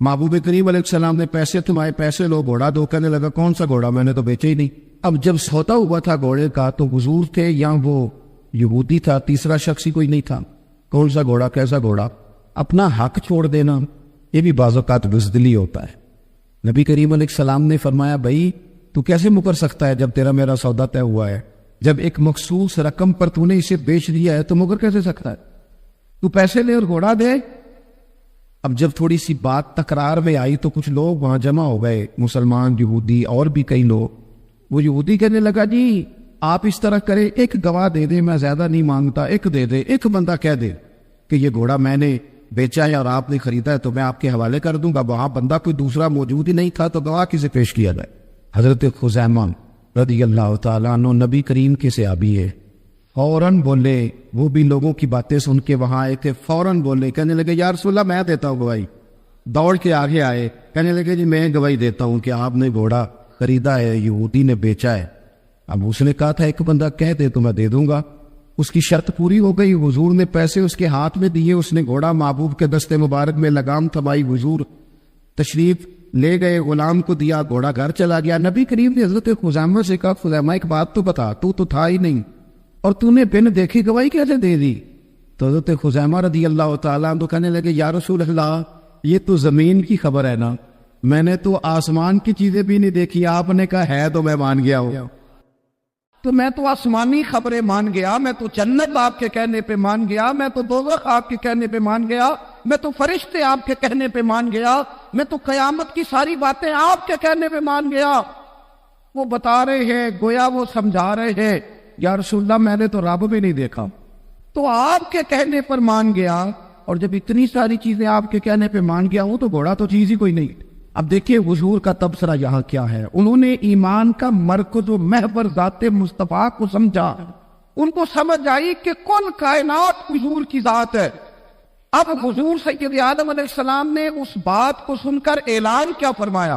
حضور فرمانے لگے لوگوں جہاں بھی شرعی گواہی کی ضرورت ہو نہ تو گواہ چاہیے ہوتے، لیکن جہاں میرا یہ خزیمہ موجود ہو ایک کی گواہی دو کے برابر شمار کی جائے۔ اتنا بڑا اعزاز، نظریاتی طور پر اتنی زیادہ پختگی، جب تک اپنے ایمان کا مرکز اور محور ذات مصطفیٰ کو نہیں سمجھا جائے۔ ایک اور بھی بات عرض کروں، کئی کام ہوتے ہیں، وہ کام تو ہوتے ہیں پر خوش بڑے ہوتے، کچھ ڈیوٹیاں تو ہوتی ہیں لیکن وہ ڈیوٹیاں تھکا بڑا دیتی، کچھ سفر تو ہوتے پر وہ سفر پورے وجود کو توڑ پھوڑ کے رکھ دیتے، لیکن کچھ کام ایسے ہوتے ہیں جو بندہ بڑے ذوق سے کرتا ہے، کچھ ڈیوٹیاں ایسی ہوتی ہیں کہ بندہ کہتا ہے کبھی 2 گھنٹے اور کرنی پڑ جائے نا، کچھ سفر ایسے ہوتے ہیں کہ جس میں بندے کا دل کرتا ہے یا اللہ یہ سفر کبھی روز ملے نا۔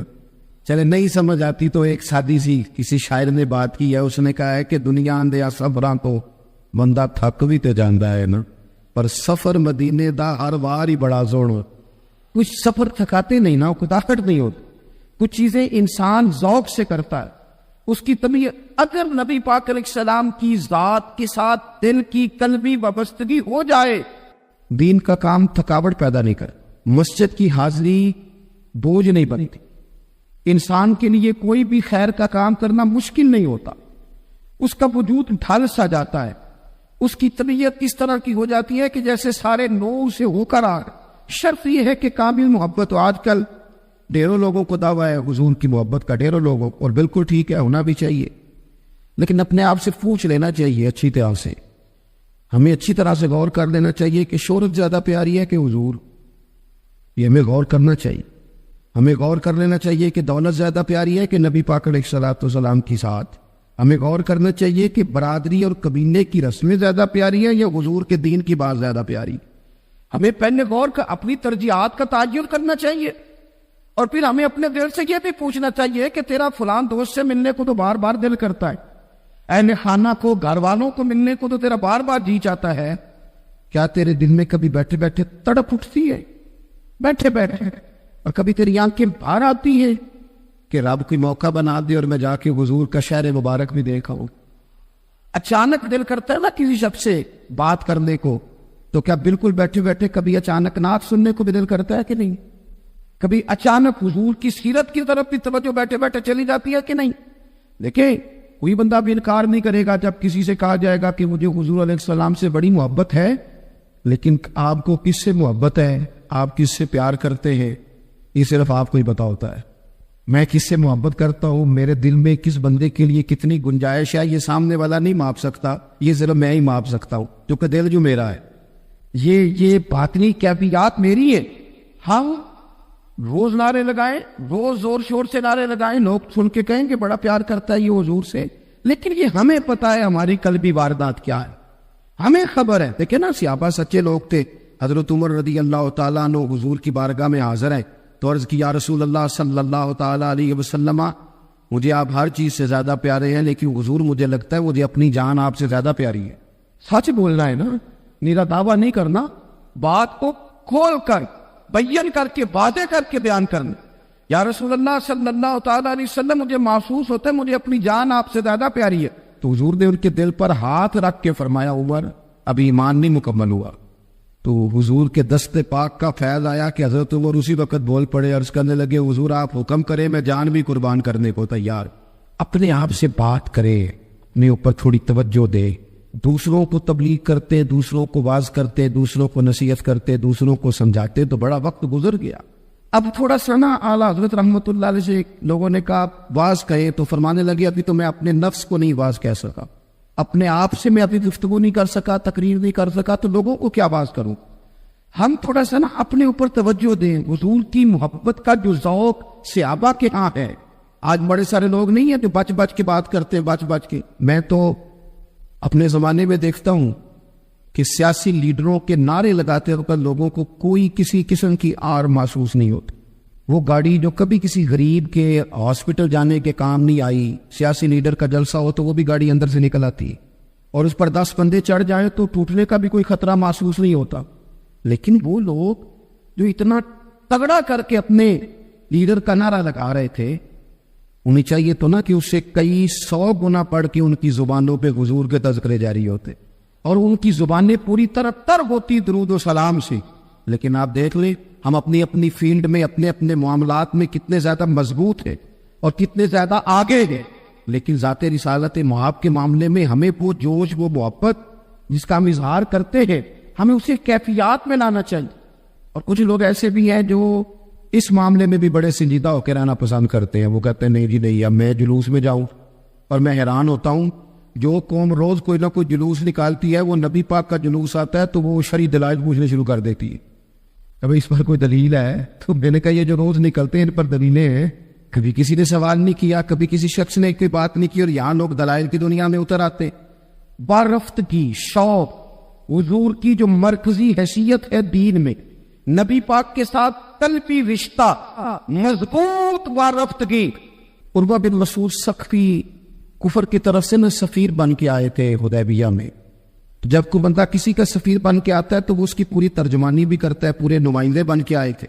یہاں کچھ وقت انہوں نے حضور کے صحابہ کے ساتھ گزارا اور واپس گئے، تو جا کے کہنے لگے لوگوں میں سفیر آدمی ہوں، میں نے کافی ساری دنیا دیکھی ہے۔ سفیر جو ہوتے ہیں نا مختلف ممالک میں تعینات، وہ مختلف تہذیبوں کو دیکھتے، مختلف حکومتوں کو دیکھتے ہیں، مختلف نظریات کا مطالعہ کرتے۔ کہنے لگے میں مختلف قسم کے لوگوں کو دیکھ کے آیا ہوں، کیسر و کسرا کے بڑے بڑے دربار میں نے دیکھے، اور عرب کے اندر کچھ ایسے لوگ بھی تھے اس دنیا میں کہ جو اپنے آپ کو سجدہ کرواتے۔ معظم کہا میں نے بڑے بڑے دربار دیکھے ہیں، لیکن میں عجیب رنگ دیکھ کے آیا ہوں رسول پاک کے غلاموں کا حضور کے ساتھ۔ یعنی حضور سجدہ کرنے سے منع کرتے ہیں، لباس سادہ پہنتے ہیں، کوئی بڑا تخت نہیں لگاتے، کوئی بڑا نبی پاک محل نہیں بناتے، حضور زمین پر تشریف فرما ہے وہی وضو کرتے، اور کسی کو حضور رغبت بھی نہیں دیتے یہ کام کرنے کی۔ لیکن باوجود اس کے جو وہاں کیفیت عروہ بن مسعود نے دیکھی وہ صحیح بخاری میں موجود ہے۔ کہنے لگے میں عجیب نظارہ دیکھ کے آیا ہوں کہ حضور بلغم شریف اپنے ناک سے نکالتے ہیں۔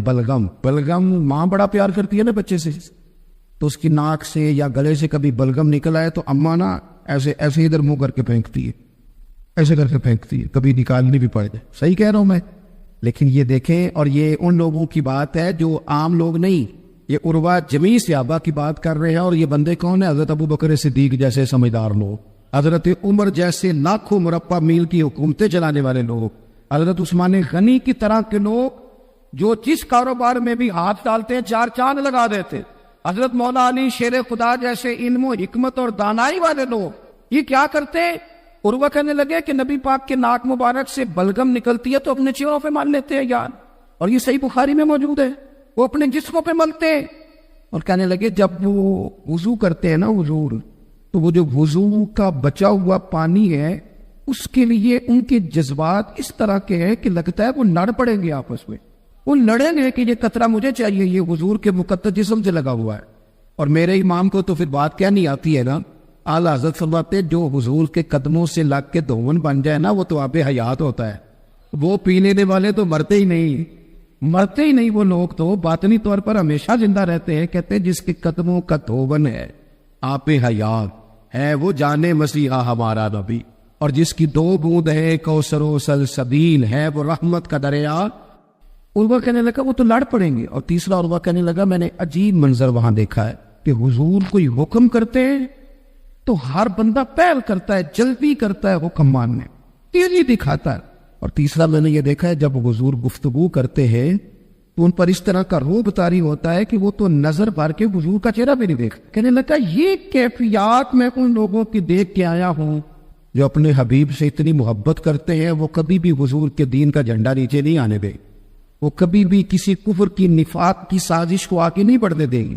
تو کافر تو کل بھی اس بات کا اظہار کر رہا تھا کہ ہمیں جو ڈر لگتا ہے مسلمانوں سے وہ اس بات سے لگتا ہے یہ اپنے نبی کے ساتھ بڑے جڑے ہوئے, ان کا رشتہ حضور کے ساتھ بڑا مضبوط ہے. اور امت سوال جواب کر رہی ہے. امت ترازو لے کے بیٹھی ہے کہ اتنا علم تھا معاذ اللہ اور اتنا نہیں تھا, یہ کر سکتے تھے اور یہ نہیں کر سکتے. ان کو یہ کہنا چاہیے اور یہ نہیں کہنا چاہیے. وہ یہ تو ہمارے بزرگ پرانا فیصلہ کر گئے. وہ کہتے ہیں بعد از خدا بزرگ توئی قصہ مختصر, اور حضور رب کے بعد سب سے بڑے ہیں, یہی مختصر قصہ ہے. تو حضور سید عالم کے ساتھ جو قلبی وابستگی ہے, نبی کریم علیہ السلام نا مدینہ شریف میں جب ہجرت کر کے تشریف لے گئے تھے تو حضرت ابو ایوب انصاری رضی اللہ تعالیٰ عنہ کے گھر میں حضور نے قیام فرمایا تھا. ہمارے پاس بہت ساری چیزیں ایسی ہوتی ہیں جن کی طلب بڑی ہوتی ہے, لیکن جب وہ حاصل ہو جاتی ہیں پھر ان کی طلب نہیں رہتی. ایک چیز آپ کے پاس ہمیشہ رہنے لگ جاتی ہے, پھر اس کے ادب اداب زیادہ نہیں رہتے. یہ ایک مزاج ہے. عام آدمی, چلے میں اپنی بات بتاتا ہوں آپ کو, عام آدمی جو ہوتا ہے نا وہ قرآن شریف کے غلاف کو بھی چونتا ہے, پھر قرآن پاک کو بھی چونتا ہے, پھر وہ بڑے احترام سے کھول کے رکھتا ہے.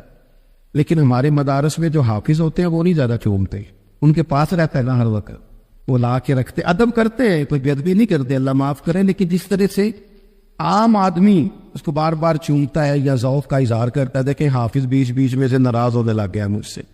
آپ ناراض نہ ہو لیکن چلو بات کر تو لینے دو نا, جو ٹھیک ہے وہ کر تو لینے دو.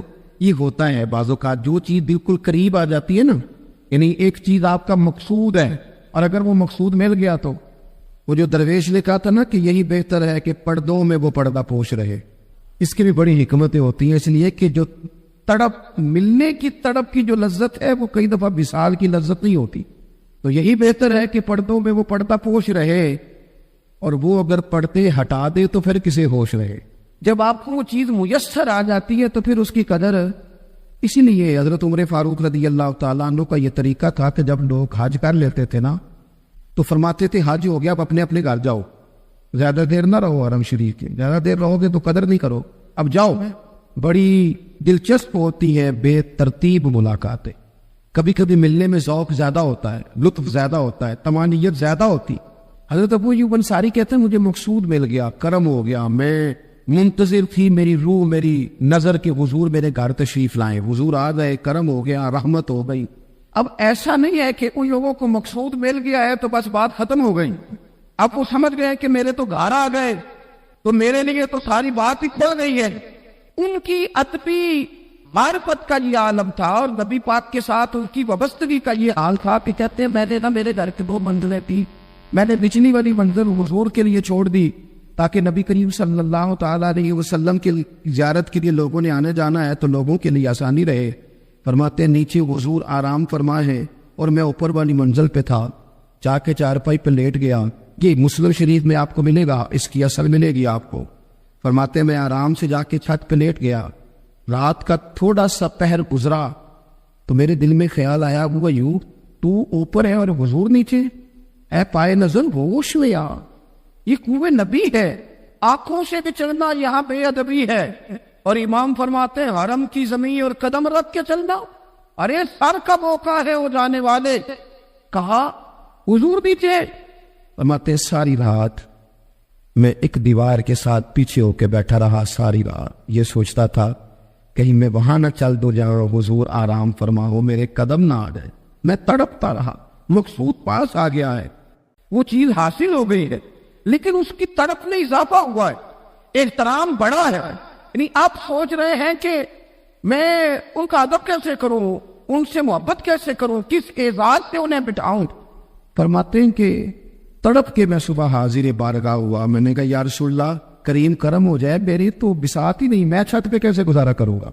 تو حضور فرمانے لگے میرے پاس تو لوگوں نے آنے جانا ہے, میں تو نیچے ذرا آسانی محسوس کرتا ہوں, یہی ٹھیک. یا رسول اللہ آپ کی بات ٹھیک ہے, پر کریم اگر کرم ہو جائے نا تو مہربانی ہوگی.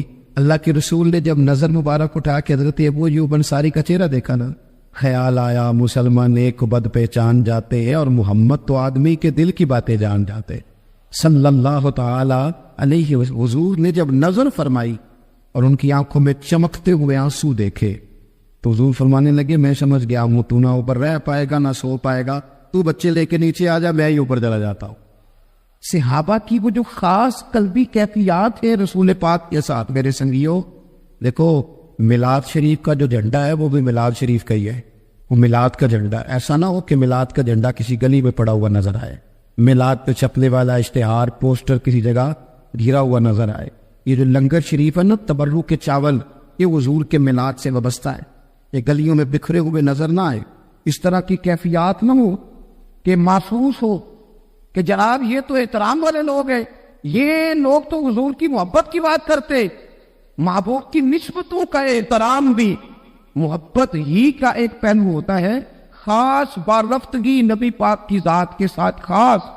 اور پھر ان لوگوں نے نا ان چیزوں کو بھی چھیڑا جن کی شریعت میں گنجائش تھی۔ شریعت کے دو حکم ہیں، ایک عزیمت ہے، ایک رخصت ہے۔ ایک یہ ہے کہ اگر حالات بڑے سخت ہیں، بڑے گڑبڑ ہیں تو آپ تھوڑی دیر کے لیے سائڈ پہ ہو جائیں، رخصت ہے، اجازت ہے۔ اور ایک یہ ہے کہ آپ ڈٹ جائیں نا حالات کے سامنے، اگر اللہ مددگار ہے۔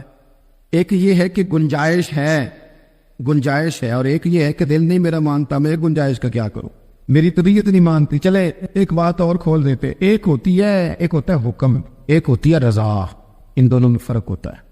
وہ جی میں نے حضرت صاحب سے کہا جی مجھے اجازت ہے میں جاؤں، انہوں نے کہا جاؤ، میں چھٹی لے کے آیا ہوں۔ بھائی آپ نے چھٹی مانگی تھی، حضرت نے دے دی، استاد جی نے دے دی، یہ تو حکم ہے، لیکن تمہیں بھانپنا چاہیے تھا نا ان کی مرضی کیا ہے، ان کی رضا کیا ہے۔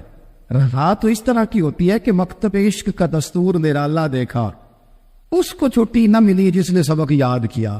میرا ایک دیہاتی ماحول سے تعلق ہے، ہمارے سرکاری اسکولوں میں نا ایک مانیٹر بنا دیتے تھے، جو بچہ لائق ہوتا تھا نا وہ مانیٹر بن جاتا تھا، حالانکہ لائق ہوتا تھا، سیانا ہوتا تھا، لیکن مانیٹر بن کے نا اس کی ذمہ داری بڑھ جاتی تھی، پھر اس کو کنجیاں مل جاتی تھی، اسی نے سب سے پہلے آنا ہے، اس نے سب سے بعد میں جانا ہے، ہر چیز اس کے سپورٹ۔ پیار جو زیادہ کریں ان کی ذمہ داریاں بھی زیادہ ہوتی۔ یہ کیا بات ہوئی کہ میری محبت زیادہ ہے تو میں مسجد میں غیر حاضر ہوں، میں حضور کا میلاد شریف زیادہ مناتا ہوں تو میں نے سنت شریعت کو اپنایا ہی نہیں۔ محبت مجھے حضور سے زیادہ ہے، لیکن حضور نے جو حقوق العباد ادا کرنے کا سبق پڑھایا ہے اس پر میری توجہ ہی نہیں۔ بھئی اگر آپ کا پیار زیادہ ہے تو پھر آپ کی ذمہ داری بھی زیادہ ہے، پھر آپ کو زیادہ حساس ہونا چاہیے۔ حضرت ام شریح کہتی ہے میں عورتوں کو بلاتی، کہتی میری بات سنو، جب وہ قریب آتی تو میں نے نبی پاک کا دین بتاتی، سائیڈ پہ کر کے کونے میں نہ تھوڑا او یار آپ ذرا اس کا لطف تو لے، اس کا ذائقہ تو دیکھے۔ حضرت ام شریح کہتی ہے میں گھر گھر جاتی بتاتی، کافروں کو پتہ چل گیا کہ یہ تبلیغ کرتی ہے، انہوں نے مجھے بلایا، کہنے لگے تیرے برادری اور قبیلے کا مسئلہ نہ ہوتا ہم تجھے قتل کر دیتے، اب ہم تجھے واپس بھیجتے ہیں۔ چند مردوں کو میرے ساتھ کیا، مجھے گھوڑے اور اونٹ کی ننگی پشت پر باندھ لیا۔ ننگی پشت پر لمبا سفر کرنا مشکل ہوتا ہے، پسینہ آئے، بڑی تکلیف ہوتی ہے گھوڑے پر بیٹھ، اب وہ کوئی کجاوا نہیں، کوئی چیز نہیں، اسی طرح باندھ کے لے گئے۔ اور فرماتی ہے کہ 3 دن اور 3 راتوں کا وہ سفر تھا، رستے میں وہ خود چھاؤں میں بیٹھتے اور مجھے باندھ کے دھوپ میں ڈال دیتے۔ 3 دن میں نے زمین پر چلنے والی کسی چیز کی آواز نہیں سنی، لیکن وہ جب نبی پاک کے دین کی بات پوچھتے تو میرا کلیجہ خوشی کے ساتھ ٹھنڈا ہو جاتا، آنکھیں کھل جاتی اور میں کہتی کیا بات ہے میرے نبی پاک کے دین کی۔ اس کیفیت میں بھی وہ تبلیغ کی لذت اپنی جگہ موجود۔ حضرت ام شریح رضی اللہ تعالیٰ عنہ فرماتی ہے کہ جگہ انہوں نے مجھے لٹا دیا باندھ کر، پیاس بڑی شدید تھی، پانی پینے کو دیتے نہیں تھے، روٹی کھانے، یہ ایک عورت کی بات کر رہا ہوں، یہ خاتون کی بات کر رہا ہوں۔ آج کل تو ہمارے بچے شام کو سالن ٹھیک نہ پکا ہو تو موبائل توڑ دیتے ہیں، یہ قوم نہیں میدانوں میں جا سکتی، جہاد نہیں کر سکتی۔ خاتون کہتی ہے کہ شدید پیاس تھی اور مجھے باندھ کے لٹایا ہوا تھا، مجھے جب تکلیف بڑھ گئی تو اچانک میں نے دیکھا پانی کا ایک ڈول برآمد ہوا ہے، میں نے اسے تھوڑا سا پی لیا، پر طلب ابھی باقی تھی، وہ پھر آ گیا برتن، میں نے پھر پیا، طلب ابھی باقی تھی، پھر برتن آ گیا۔ امام ابو نعیم نے اس کو لکھا ہے حلیۃ الاولیاء میں، فرماتے ہیں تیسری دفعہ وہ پھر بھرا ہوا ڈھیر پورے کا پورا آ گیا، اب میں نے پیا بھی، اپنے کپڑوں پہ بھی چھڑکا۔ جب وہ سارے بیدار ہوئے تو مجھے آگے کہنے لگے کہ تو نے ہمارا پانی استعمال کیا ہے؟ فرماتی ہے پھر انہوں نے اپنے برتن دیکھے، مشکیزیں دیکھے تو بھرے ہوئے تھے، میرے قریب آ کے کہنے لگے یہ پانی کہاں سے آیا؟ تو میں نے کہا تم ابھی میرا عقیدہ نہیں سمجھے، وہ میرے رب نے مجھے دیا ہے، میرے رب نے مجھے دیا۔ فرماتی مجھے باندھ کے لے جا رہے تھے، پر جب میری بات سنی نا تو بول کے کہنے لگی ہمیں سمجھ آ گئی ہے تیرا دین ہمارے دین سے بہتر ہے, تیرا عقیدہ ہمارے عقیدے سے بہتر ہے. اور ایک روایت میں یوں بھی ہے کہ وہ باندھ کے لے جا رہے تھے پر یہ کمال دیکھا تو کلمہ پڑھ کے مدینے والوں کے غلام بن گئے. صحابیات نے نا بڑا جم کے دین کا کام کیا, عقیدہ, پھر تبلیغ, پھر میدان جہاد. عورتیں جہاد میں جایا کرتی تھیں, وہ زخمیوں کو پانی پلاتی تھیں, مرہم پٹی کرتی تھی, پہلے اپنے جسم کے ساتھ بڑی بڑی پٹیاں لپیٹ کے لے جاتی, یا کسی زخمی کو ضرورت ہوتی وہ پٹیاں کرتی, اور اعصابی طور پر مضبوط رہ کے. میدان کے اندر جہاد وہ بندہ کرتا ہے جو یقین کامل کی دولت جسے نصیب ہو, جسے پتا ہو کہ یہ میں مروں گا تو میرا مرنا رائے گا نہیں, اللہ مجھے شہادت کا درجہ عطا فرمائے گا. لیکن اگر یہیں سے بندہ اپنے آپ کو مطمئن نہ کر سکے تو میدان میں جائے گا. یقین کامل ہو, اگر ہو یقین کامل پیدا تو پھر کٹ جاتی ہیں زنجیریں, پھر انسان آگے مضبوطی سے آگے بڑھتا ہے. نبی پاک صلی اللہ علیہ وسلم جب جہاد کے لیے تشریف لے جاتے نا تو عورتوں پر کسی نہ کسی شخص کو نمائندہ بنا کے چھوڑ کے جاتے تھے. ایک دفعہ مولا علی شیر خدا کو بھی چھوڑ کے گئے, حضرت عبداللہ ابن مکتوم رضی اللہ تعالیٰ عنہ کو بھی ایک دفعہ چھوڑ کے گئے. ایک موقع پر نا حضور نے عورتوں کو ایک جگہ پہ چھوڑا پیچھے, تو وہ قلعہ تھا حضرت حسان بن ثابت رضی اللہ تعالیٰ عنہ, بڑا مضبوط قلعہ تھا. اس قلعے کے اندر خواتین ساری محفوظ کر کے ان کو وہاں بٹھا دیا گیا, حضور جہاد کے لیے چلے گئے. اب وہاں قلعے میں عورتوں کو اس لیے رکھا گیا تھا کہ یہاں یہودی بھی ہے, تو ایسا نہ ہو کہ ہم باہر لڑے تو وہ اندر سے کوئی شرارت کر دیں, لہذا عورتیں محفوظ رہیں.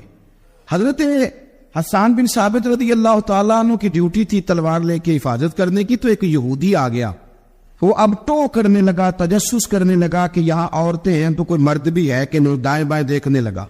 حضرت صفیہ رضی اللہ تعالیٰ عنہ نے توجہ کی, اور جناب حسان بن ثابت سے کہنے لے 1 منٹ لگا اس کی گردن مار دے, ایسا نہ ہو کہ یہ جا کے بتا دے, گردن اڑا دے.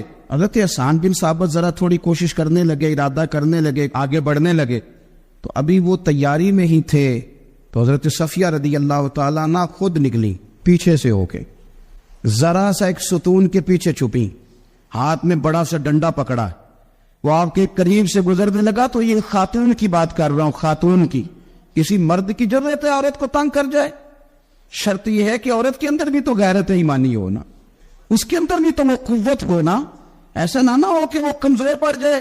ہاتھ کے اندر ڈنڈا تھا, جب وہ یہودی پاس سے گزرنے لگا تو اللہ اکبر کہہ کہ بی بی نے اتنے زور سے مارا ڈنڈا, حضور کی پپھوں نے ایک ہی ڈنڈا کھایا اور وہ زمین پہ ڈھیر ہو گیا. حضرت صفیہ نکلی اور جناب حسان بن ثابت سے کہنے لگی مجھے آتی ہے شرم, کیونکہ جب کسی کو مار دیا جائے تو اس کا مال مال غنیمت ہے نا کافر کا, اب اس کی زرہ اتارنی ہے, اس کی تلوار لینی ہے. فرمایا مجھے شرم آتی ہے, وہ مرد ہے, اس طرح کرو مار میں نے دیا, سامان تم اتار کے لے آؤ. یہ قوت تھی مسلمان عورتوں کے اندر, یہ شوق تھا, یہ جذبہ تھا. ہمارے یہاں نا اور روز روز کی کمزوریاں, عورتوں کا روز آنسو بہانا اور جہاں بھی سنانا دکھ ہی سنانا, اس نے انہیں کمزور کر دیا. آپ کے ذہن پہ چیزیں سوار ہو جاتی ہیں نا, تو یہ جو مرد زیادہ رہتے ہیں نا عورتوں کے ساتھ, زیادہ وقت گزارتے, زیادہ داستانیں سنتے, ان میں وہ ساری چیزیں پیدا ہو جاتی ہیں.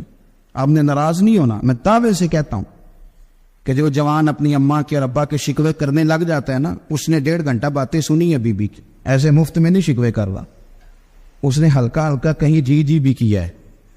تو تب یہ ساری کہانیوں نے جنم لیا. آپ جس کی صحبت میں بیٹھیں گے اس کا کچھ نہ کچھ اثر ہے. بلکہ عارف رومی تو کہتے ہیں کہ شیر کے بچے کو بکریوں میں چھوڑ دو, بکری بن جائے گا.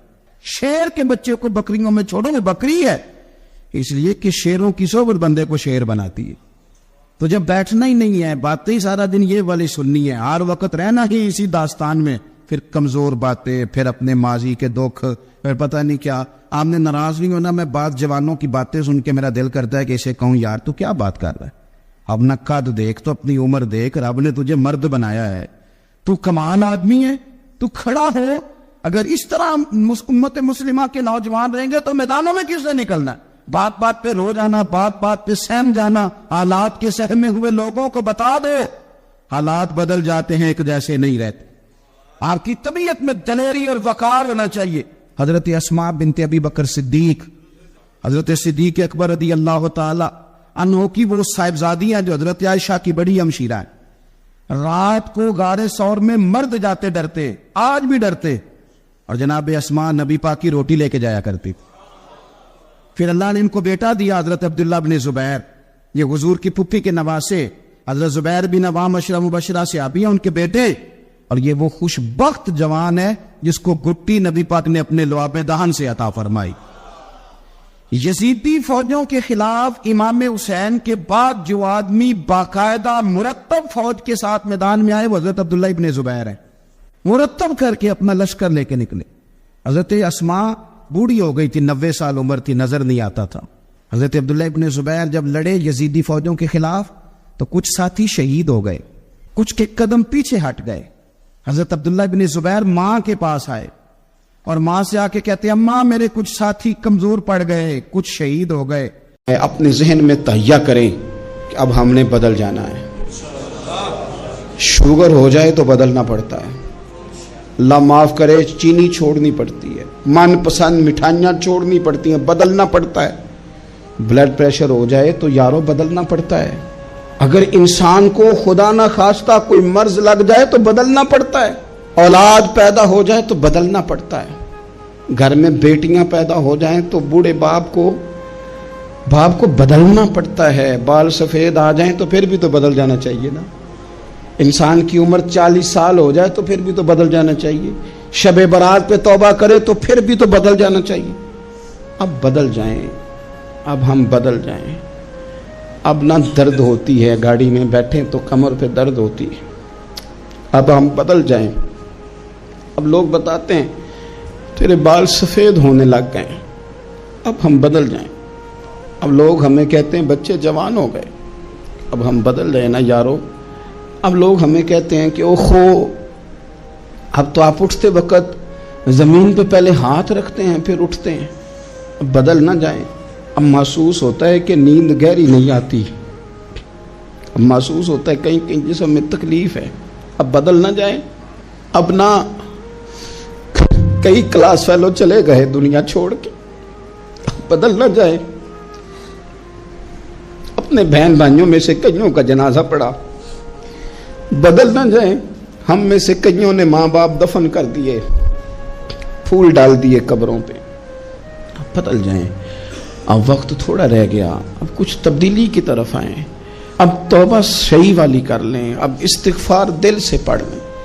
اب تبدیل ہو جائیں. اب اپنے اندر باہر کچھ تبدیلیاں لائیں. اب اپنے ظاہر اور باطن کو سنواریں. اب اللہ رسول کی بارگاہ میں جانا ہے نا تو کہیں ایسا نہ ہو شرم آئے حضور کے سامنے کھڑے ہوتے، حیا آئے نبی کریم کی بارگاہ میں کھڑے ہوتے. اب کچھ تبدیلی لائیں. آج ارادہ کریں کہ آج جو توبہ کریں گے وہ صحیح والی کریں گے. آج جو وہاں استغفار کریں گے اللہ کے حضور حاضر ہو کے تو وہ صحیح والا کریں گے. اب کچھ تبدیلی کا مزاج لائیں. اور پھر ایک اور بات بھی عرض کروں، ہمارے ذاتی تعلقات سارے دھوکہ ہیں. ہماری جیبوں میں مال سارا دھوکہ ہے. ہمارے بلند و باغ دعوے سارے دھوکہ ہیں. ہمارے بڑے بڑے رتبے سارے دھوکہ ہیں. بڑے تعلقات تھے بیٹے کے، پر ماں بیمار تھی تو اسے صحت تو نہیں تعلقات کی وجہ سے مل سکی. بڑے تعلقات تھے نا بیٹے کے، لیکن جب بیماری زور پکڑ گئی تو پھر کیا کر سکا کوئی. بڑے تعلقات تھے، بڑا پیسہ تھا جیب میں، بڑا کچھ تھا، لیکن جب جناب اسرائیل آئے تو پھر کوئی کچھ بھی نہ کر سکا. پھر اپنے رہ گئے اور جس کو جانا تھا وہ سب چلے گئے. تو یہ جتنی چیزیں ہیں نا یہ کچھ نہیں ہیں، یہ دھوکہ ہے. سچ صرف اللہ رسول کی ذات ہے، حقیقت صرف دین ہے، اصل صرف وہ بارگاہیں ہیں. دھوکے میں نہ زندہ رہو. چھوڑ دو یہ بات کرنی کہ بڑے تعلقات ہیں، چھوڑ دو یہ بات کرنی کہ بڑا پیسہ ہے، چھوڑ دو یہ بات کرنی کہ برادری قبیلے علاقے میں بڑا، اور کچھ بھی نہیں ہے. کل من علیہ فان، ہوئے نامور بے نشاں کیسے کیسے. دیکھو زمین کھا گئی، نوجوان کیسے کیسے. میں مولانا نورانی کی قبر پہ کھڑا تھا تو میں کہہ رہا تھا مقدور ہو تو خاک سے پوچھوں کہ اے لئیم تو نے وہ گنج ہائے گرا مایا کیا کیے. اتنے بڑے لوگ تو لے گئی، اتنے بڑے لوگ قبروں میں किधर गए सुल्तान महमूद गजनवी, कहाँ हैं शहाबुद्दीन गौरी, कहाँ हैं वो लोग जो मैदानों में आकर सिर्फ उनका नाम लिया जाता था तो दुनिया कांप जाती थी, वो कहाँ गए? उठ गए सब लोग, चले गए, खत्म हो गया मामला। वक्त अब हमारी तरफ बढ़ रहा है, अब तेजी है, अब पैगामे अजल आया, कई हमारे इर्द गिर्द से उठा के ले गया। अब हमें भी तो वापस लौटना है ना, तो कुछ तैयारी कर लें, कुछ इरादा कर लें। और बारगाह रब रसूल की इस तरह की है कि बस जाने की देर है, बस सिर्फ जाने की देर है, सिर्फ जाने की। और अल्लाह रसूल की बारगाह दोस्तों वो वाली है कि जहाँ ना ज़्यादा मिन्नत भी नहीं करनी पड़ती। वो जो 4-5 लोग थे ना मक्का मुकरमा में, इन्होंने बहुत ही इस्लाम की मुखालफत की हद कर दी थी। उनके लिए हुक्म हुआ था जहाँ मिले कत्ल कर दो। इकरमा थे, इब्ने खतल थे, कुछ और लोग थे। तो पता है उनको किसी ने मशवरा क्या दिया था? किसी काफिर ने मशवरा दिया, पर पता सलाह क्या दी थी? उसने कहा था तुमने बड़ी ज्यादतियां की हैं, बड़े बेअदब हो, किसी सहाबी के काबू ना आना, मार दिए जाओगे, अपनी खताओं के सबब से तुम मार दिए जाओगे। लेकिन अगर किसी तरीके छुपते छुपाते रसूल पाक की बारगाह में पहुंच जाओ ना, अगर वहां किसी तरीके चले जाओ। उन्होंने पूछा माफी कैसे मांगेंगे, मुंह कैसे दिखाएंगे, हमने इतने जुल्म किए, इतनी ज्यादतियां की, कैसे माफी मांगेंगे? तो कहने वाले ने कहा कह नहीं, कुछ नहीं, तुम बस कह देना हम आ गए, इससे ज्यादा तो बात ही कोई नहीं, इतना ही तो सिर्फ कहना है आ गए। और ना आते तो जाते भी कहते, बस तुम इतना कह देना इन्ना लब्दा इज़ा तारफा सुम्मा ताबा ताबल्लाहु अलैहि। नबी करीम अलैहिस्सलाम ने फरमाया बंदा जब आके कहता है ना या अल्लाह मैं भूल गया था, गलती हो गई, इन्ना लब्दा इज़ा तारफा, मान जो गया हूँ, मान जो गया, गलती हो गई, जब कहता है ना मैं भूल गया, सुम्मा ताबा, फिर वो तौबा करता, ताबल्लाहु अलैहि, अल्लाह देर करता ही नहीं, फौरन तौबा को कबूल फरमा लेता। हमारे यहाँ ना कुछ लोग तो तबन सख्त हैं, अल्लाह माफ़ फरमाए, और कुछ रद्द अमल के तौर पर सख्त हो गए। कुछ बातें दिलों में बैठ गई हैं जिन्होंने तबीयतों को सख्त कर दिया है। कभी कहें आप बहू से कि चलो बूढ़ी सास से अगर कभी को बात सख्त निकल गई है तो माफ़ कर दे, वो तैयार नहीं होती, वो कहती है तुम्हें पता नहीं मेरे साथ क्या कुछ हुआ। कभी सास से कहा जाए ना चलो भूल गई थी बच्ची तो आप दरगुजर कर दें, तो कहते हैं तुम्हें पता नहीं मेरे अंदर सख्ती कितनी आ गई है, दुख कितने बैठ गए। हम ना तबीयतों में सख्ती कर बैठे, हमारे दिल धड़कते जरूर हैं लेकिन सिर्फ अपने बच्चों के लिए, हमारे सीनों में दर्द उठता जरूर है लेकिन सिर्फ अपनों के लिए। हमने ना 2, 4, 5, 6 बातें जमा करके उन पर पूरा जहन बना के सख्त हो गए हैं, तबीयतें सख्त हैं, दिल सख्त हैं। मेरे नबी पाक सल्लल्लाहु ताला अलैहि वसल्लम ने फरमाया, ये हदीस मुस्लिम शरीफ में मौजूद है, फरमाया जन्नत में वो लोग दाखिल किए जाएंगे जिनके दिल चिड़ियों की तरह नरम है। नरम दिल के लोग, माफ कर देने वाले, जल्दी मान जाने वाले। एक साहब थे, अपने भाई से नाराज हो गए और उन्होंने रिश्ते से इनकार कर दिया। पहले उनके बेटे की वहीं पे निस्बत थी, इनकार कर दिया। तो कई लोगों ने उनसे कहा, मैंने भी कहा, तो वो कहने लगे पीर साहब इज्जत बड़ी करता हूँ आपकी, लेकिन मैं मर्द हूँ, एक दफ़ा ना कर दूँ तो फिर हाँ नहीं किया करता। तो मैंने उस साहब से कहा, मैंने कहा यूँ ना कर, अगर सुबह क़यामत तेरे बारे में कोई सख्त फैसला आ जाए और रब को मनाना हो किसी मकाम पर, तो तू क्या कहेगा? बहाने बना बना के हम सख्त हो गए, दिल इतने सख्त पत्थर कर लिए, मैं फलां होता हूँ जी, मैं नहीं दोबारा किसी की सुनता। और खुदा के बंदो, मेरे नबी पाक अलैहिस्सलाम ने फरमाया मोमिन तो इस तरह होता है जिस तरह ऊंट के नाक में नकेल होती है, बिठा दो तो बैठ गया, उठ जाओ तो उठ गया। और हुजूर ने फरमाया वो लोग जो बहुत बद इखलाक हैं, झगड़ालू हैं, फसादी हैं, सख्त दिल हैं, वो लोग जन्नत में नहीं जाएंगे। जो झगड़े करते फिरते हैं झगड़ालू लोग हैं। अजीज दोस्तों, अपनी जिंदगी के अंदर तबीयत में नरमी, अगर तबीयत नरम हो गई ना जी, मिजाज में नरमी आ गई, तो फिर आप महसूस करेंगे कि आप माफ करते भी जल्दी हैं और माफी देते भी जल्दी हैं। फिर आपके ताल्लुकात बचेंगे, आपकी निस्बतें बचेंगी, आपके बहुत सारे रिश्तों में कुर्बत आएगी, टूटेंगे नहीं। एक तो दिल नरम करें, किसी शख्स के बारे में दिल में कोई बात है तो उसे माफ करें और माफी दें। कुछ लोग बिल्कुल ठीक ठाक होते हैं, कोई नाराजगी नहीं होती, لیکن آپ نے بچی کی شادی کا کارڈ دیا نہیں تو فوراً ناراض ہو جاتے ہیں. اور پھر آپ سمجھا رہے ہیں، قائل کر رہے ہیں، وہ تیار ہی نہیں ہے قائل ہونے کو. سنو اور اس حدیث کو یاد رکھنا.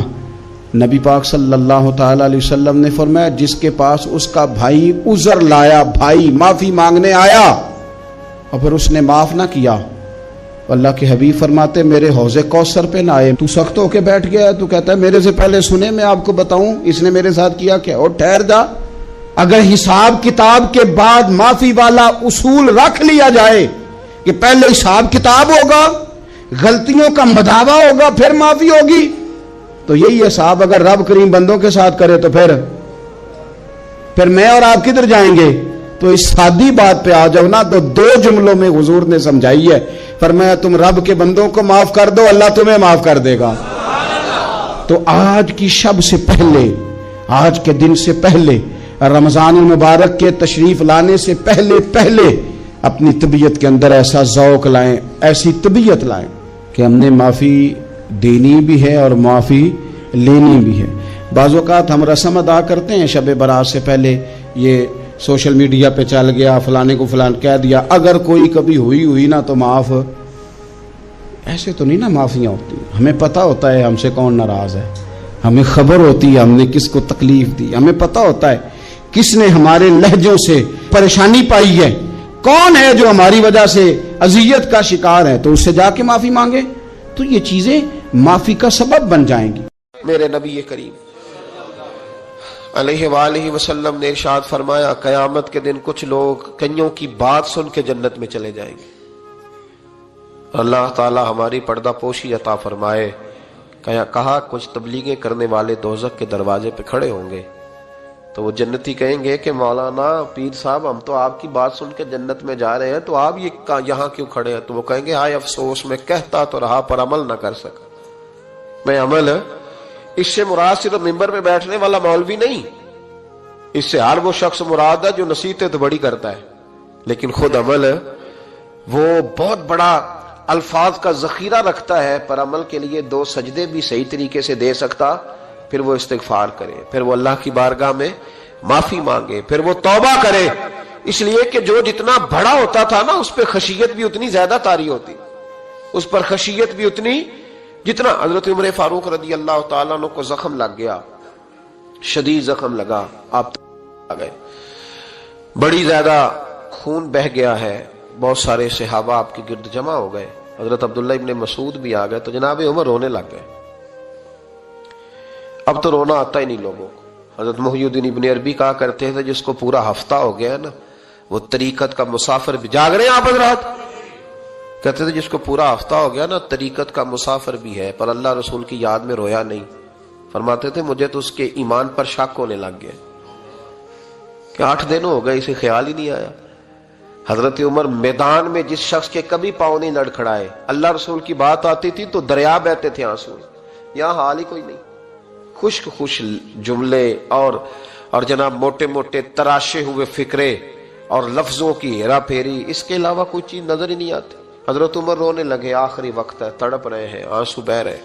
حضرت عبداللہ ابن مسعود آ گئے، انہوں نے کہا عمر تیری ہجرت بھی بڑی باکمال تھی، تیرا اسلام قبول کرنا بھی بڑا ہی باکمال تھا، حضور بھی تجھ سے ہمیشہ راضی رہے.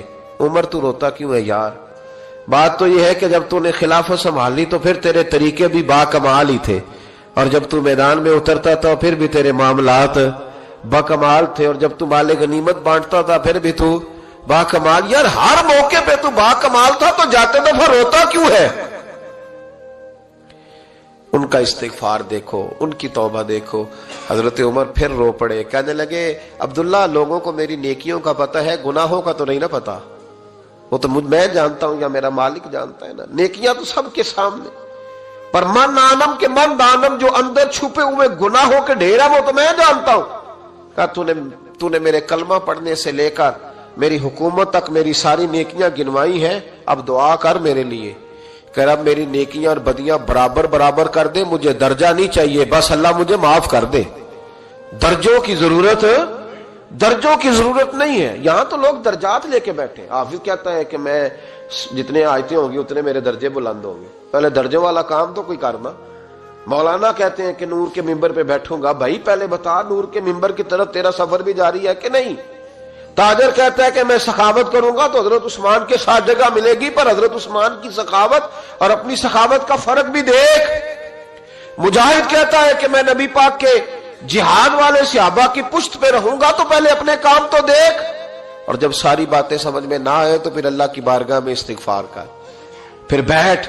بڑے لوگ استغفار کرتے، معافی چاہتے، اور یہ استغفار پھر اتنا کرم کرتا، اتنی آسانی کرتا، اس قدر بہتری کرتا کہ وہ مانگ تو اپنے گناہوں کی معافی رہے ہوتے تھے اور اللہ رحمتوں کے دروازے کھول دیتا تھا، اللہ ان پر کرم کے دروازے۔ حضرت